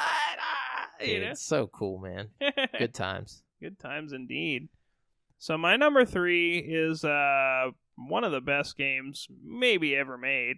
Legend of Zelda: Ocarina of Time. That's my number 3 as well. So yeah, we can talk about this. My thing is, I didn't put Majora's Mask, but I equally enjoy Majora's Mask. It was a very difficult decision for me here. I decided to only put like one game from the Zelda franchise. Yeah, you have to. I don't want to like load up my list with just sequels Zelda, and stuff. Yeah. But they're both great games, and it's very hard for me to pick. I think I like Ocarina of Time a little bit more, just a little bit. It's just more open, more iconic. It changed the game, Yeah, and not that Majora's Mask didn't change the game. It's just that we hadn't seen anything like Ocarina of Time before it came out. Yeah. It was like the game changer, And a lot of people were kind of down on Majora's Mask whenever it first came out because it wasn't more of Ocarina of Time. You know what I'm saying? But it kind of was, though. I don't know. Well, I mean, on the openness scale, on like things and like having the mechanic where the time resets every 3 days or whatever. It's like it was more constricted. I thought that was a very, very creative and innovative thing for them to do. Personally. Oh, I do too. Especially considering how the time actually works. Once you realize how much detail is put into like this person's here on this day and this activity takes place on this day, it's like you start to realize how layered and fucking detailed Majora's Mask really is. Yeah, you know what of course. Like, as an adult, I respect those things. As a kid, I just wanted more Ocarina of Time. Sure. As a kid, I got pissed off that like all my gear would get like lost when I had to reset. That shit pissed me off. You know what I mean? Mm-hmm. But aside from that, I really liked it. I like getting the mask was a really fun thing too. Like, the masks that would transform you, and even the masks that would just make people do shit. I really got a kick out of that. But at the I really same hated time, playing as the Deku Kid, though. Like, that was some bullshit. That was such bullshit that it made you play as the Deku Kid for the beginning. That's probably the sole reason why I didn't pick it over Ocarina of Time. Mm-hmm. But again, Ocarina of Time, I like how you become adult Link at the end. I like the whole, like, seeing the world in ruin, Oh, yeah. It was just like seeing the beautiful, world of Hyrule, and then you become an adult, and suddenly you see everything in this like apocalyptic like shit, like walking around the Re-Deads or whatever, and it's so scary. And then the pose or whatever, like in the cemetery. Oh yeah, like all that stuff. It just brought the world to life. Like it was such a living world for an N64 game. It was so beautiful. Oh man. So what's your number 2? Because we both had that one. So my number 2 is Kirby and the Crystal Shards. Oh shit! It didn't take number 1. I'm excited to see what number 1 is. Yeah. Wow, that's crazy. Yeah, Crystal Shards. My main experience with that game was at McDonald's in the play place. So like I didn't get too much time with it. It's one of those games you really need to sit down and just play it from front to back in like one sitting. You know what I mean? Yeah. After playing Kirby's Adventure, now I feel like I feel like to. This is like the ultimate successor to Kirby's Adventure. Or, like the NES one. It's so fucking fun, man. And like the powers are so cool because like in this one, you know how like in the NES one you can get powers. In this one you can like take the power out of your body and like throw it at a different power. And like the powers will mix together, and you can like mix up powers. Oh, nice! So like if you get electric and like sword, you can make like an electric sword. That's badass. Or like fire sword. You get the picture. And like you can mix it all up, or you can double it up and put like 2 of the same power together and make like a super version of that power. It really like opens up it's like it takes the idea of like getting powers and like just fucking runs with it. It's like the Borderlands of fucking Kirby. You know what I mean? Damn, the Borderlands of Kirby. It's a lot of fun, and it's pretty looking. Very pretty. That's one thing I do remember. The bosses are fun. It's so much fun, man. If you enjoyed the other one at all, you'll really like this one for sure. Yeah, and it's got it's the iconic Kirby, the N64 Kirby. It is one of my favorite games of all time, man. Real talk. Hell yeah. My number 2 is Mario 64, which you've already mentioned. Really no words to be said about this other than like a personal experience where you owned Mario 64 and I didn't for a little while. Like you got it first, and I remember playing it at your house a lot, and then I wanted it for my N64 so bad that I literally would have dreams where I would walk over to my like shelf and it would be there, and I'd like yank it off the shelf and like throw it into my N64, and then I'd wake up. Or it was just like a consistent dream that I would have like all the time, and then I finally got it. And I was gonna say, I remember when you finally got it because you were like always playing it. Hell yeah, dude! It was that's more magical to me than like any other game I can recall from the system, just in the way that like the mystery, like the I love all the little secrets, like the part where you go through the mirror and like what I really liked was the DS remake of it. Oh yeah, of course, man, they did a great job with that, adding the characters and all the other little secrets that like change it up just a little bit. You know what I mean? Oh yeah, dude. Fucking awesome. The DS list for this is gonna be hard. Oh man, I know. But yeah, so that's number 2 for me. So my number 1 is another one we've already talked about. I'm gonna have to go with Super Smash Brothers. Wow, that's your number 1. Number 1, yeah. But that's just because it's such an endearing title. I mean, like Super Smash Brothers, like we've already said, it's just it is the definitive Smash Brothers experience. Yeah, like it's the core of such a great thing that persists today. Yeah, you know what I mean?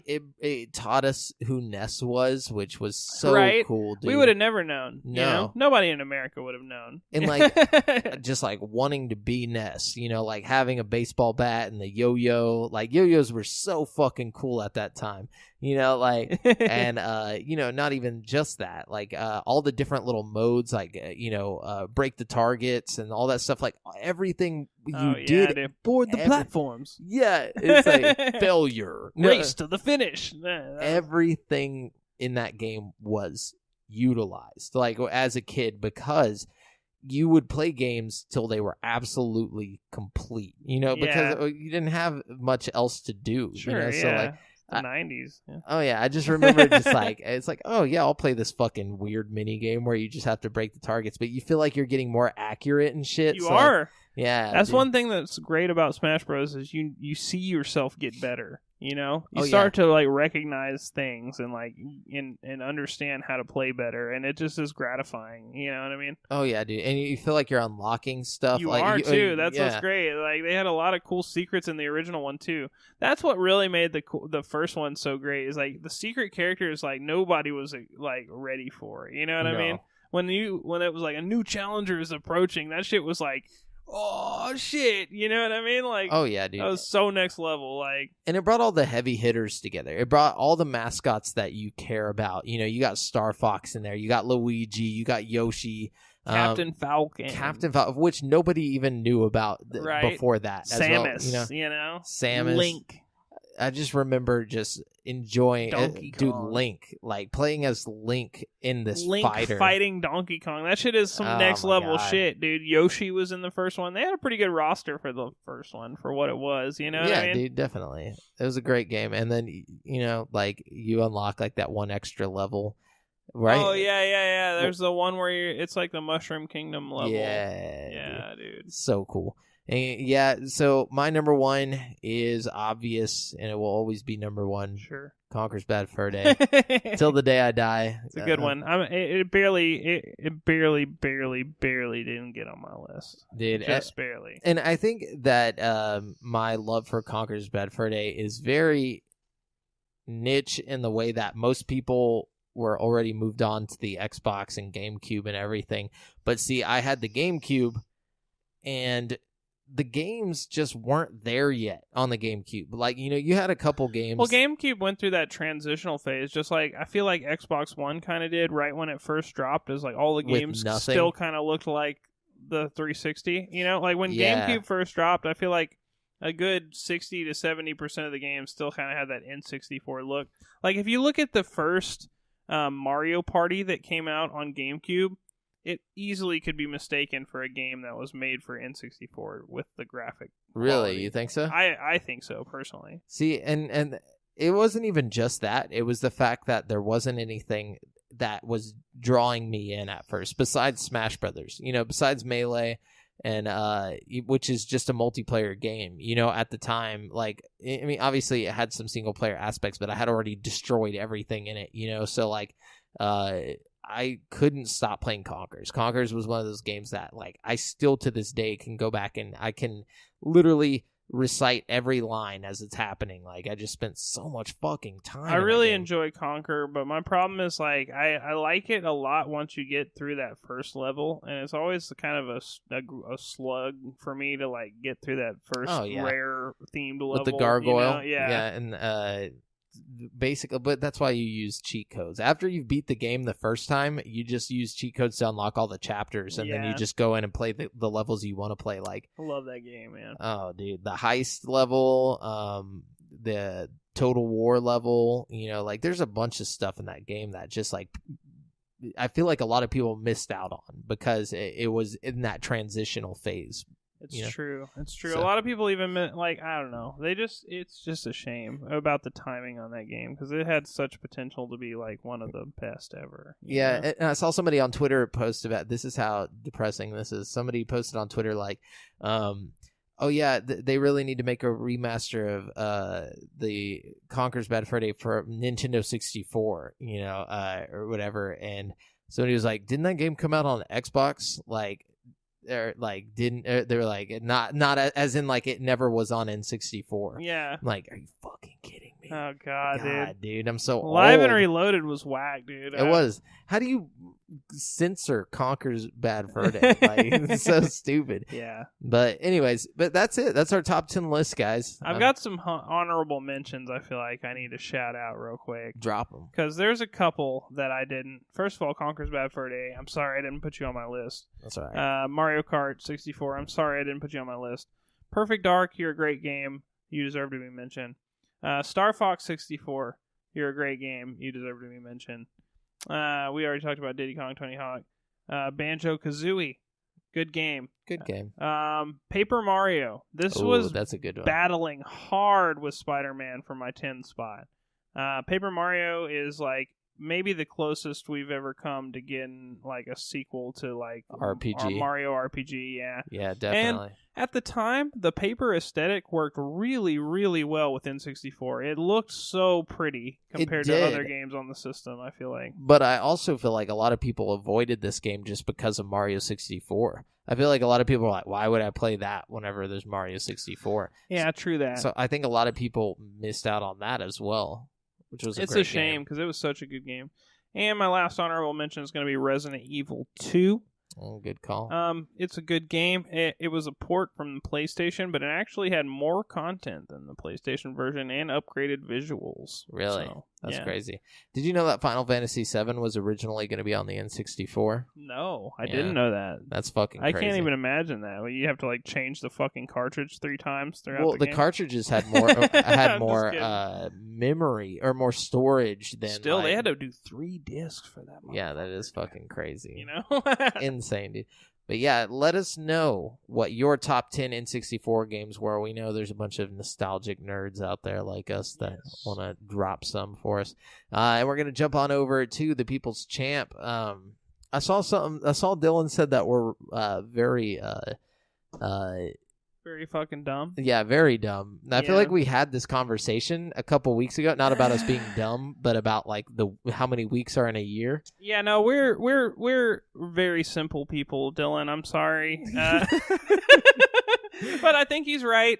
I think he's also right about Sarah being the champ. I will go back and go over that to confirm. But as it stands, I think we can pretty confidently say that Sarah takes the cake this year. More than likely, yeah. More than likely. I'll go. Like I said, though I don't want to say that for sure. I don't want to say that for sure, but it's looking that way. We'll get back to you on the next episode, and we'll find out for sure. Yeah. Sorry about that, guys. We're special. Yeah, we are a little special, but that's okay. We love you guys all the same. We also have Charles here. He's the People's Champ this week.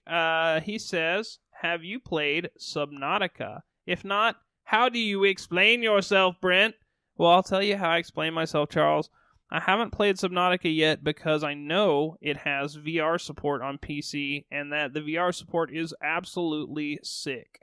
And I want the VR support to come to PlayStation.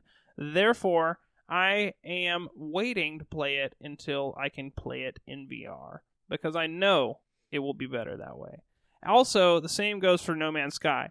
This summer, I'm going balls deep in No Man's Sky, and nobody's going to stop me. Except for No Man's Sky. No, but, I haven't played it, but I'll play it when Brent gets it on VR. There we go. That's the answer. Well, there you go. Yeah. So. Thanks, Charles. Champion of the week here. Hell yeah. Is that it? We good? Yeah, that's what we got this week. Okay, guys, send in more questions. Sorry, that was I worded it bad this week. I don't blame you guys. I was kind of half asleep and I just slapped something on the web and I spelled questions wrong. I think so. Okay, so let's jump on over to this week in gaming history, where Brent's going to wrap up the show for us with a little tidbit of history fact. Okay, a little tidbit here, a little tidbit for you. On April 16th, 2002, for the PlayStation 2. Can you 2002 PlayStation 2. You probably won't guess. It originally came out on PC, I think. What kind of game? What genre? It's a shooter game, spy kind of game. Spy shooter. Like third person or first person? First person shooter, 2002. Definitive first person. It was one of the... Well, I don't know. It's going to be very hard to guess, man, because it was like really popular on like Windows and stuff, but it didn't have a very good reception on PlayStation. Was it Doom? No. Think British female spies, dude. British female spy. Was this That's what I'm saying. It's going to be very hard to guess, bro. Is this hold on, I know what this is. Oh, dude. I know what this is. Oh, dude. This is it's something about dark, right? Not perfect. Or no. Is the number 2 in it? No, there's a sequel, but I mean, okay, what is it? It is The Operative. Okay, no one lives forever. Never, ever guessed that. No One Lives Forever is one of the greatest fucking games or greatest shooters ever of its time. No One Lives Forever 2 specifically was fantastic. It just had incredible graphics for its time. It looked better than like Half-Life, like before Half-Life even came out. Like it was so good. Like it had like guns with like different kinds of rounds. You could get like incendiary rounds in your Tommy gun, or you could get like a katana and like fucking cut people up like a ninja. And had all this spy shit going for it. It was just a really fun game. It sounds badass. It really was. Oh yeah. And on April 20th, 2004, this one will probably be a little easier to guess. What console? This one also came to the PS2. This was a very violent game. What genre? Hard to say. It was Was it first person or third person for sure. And it was a very violent game. Came out in 2004. Yeah. I imagine it's got to be a Rockstar I'd say game. like a stealth action game. Yeah. Stealth action. It was a Rockstar game. It was a Rockstar game. Okay, then it would have to be Manhunt. Yes. Okay. Good one, nah. There we go. Got that one. Got that one. I even guessed Rockstar. All right, there you go. And that's this week in gaming history. Anyways, remember, guys, you've been listening to GameSpeak Podcast, courtesy of CreateForSanity.com. The show posts for free every Wednesday on all podcast directories. Be sure to submit any questions you want read on the show to the GameSpeak Podcast Facebook group at facebook.com/group/GameSpeak Podcast. Check out our video content on YouTube. All you have to do is search Create for Sanity. Subscribe to us over there. Leave us some comments. Leave us a like, Yeah. Anyways, and if you want to stay up to date with your boys, you can find me on Twitter at the handle AlJafferJamel and Brent at BrentHas1. And check out the GameSpeak Podcast Instagram. Until next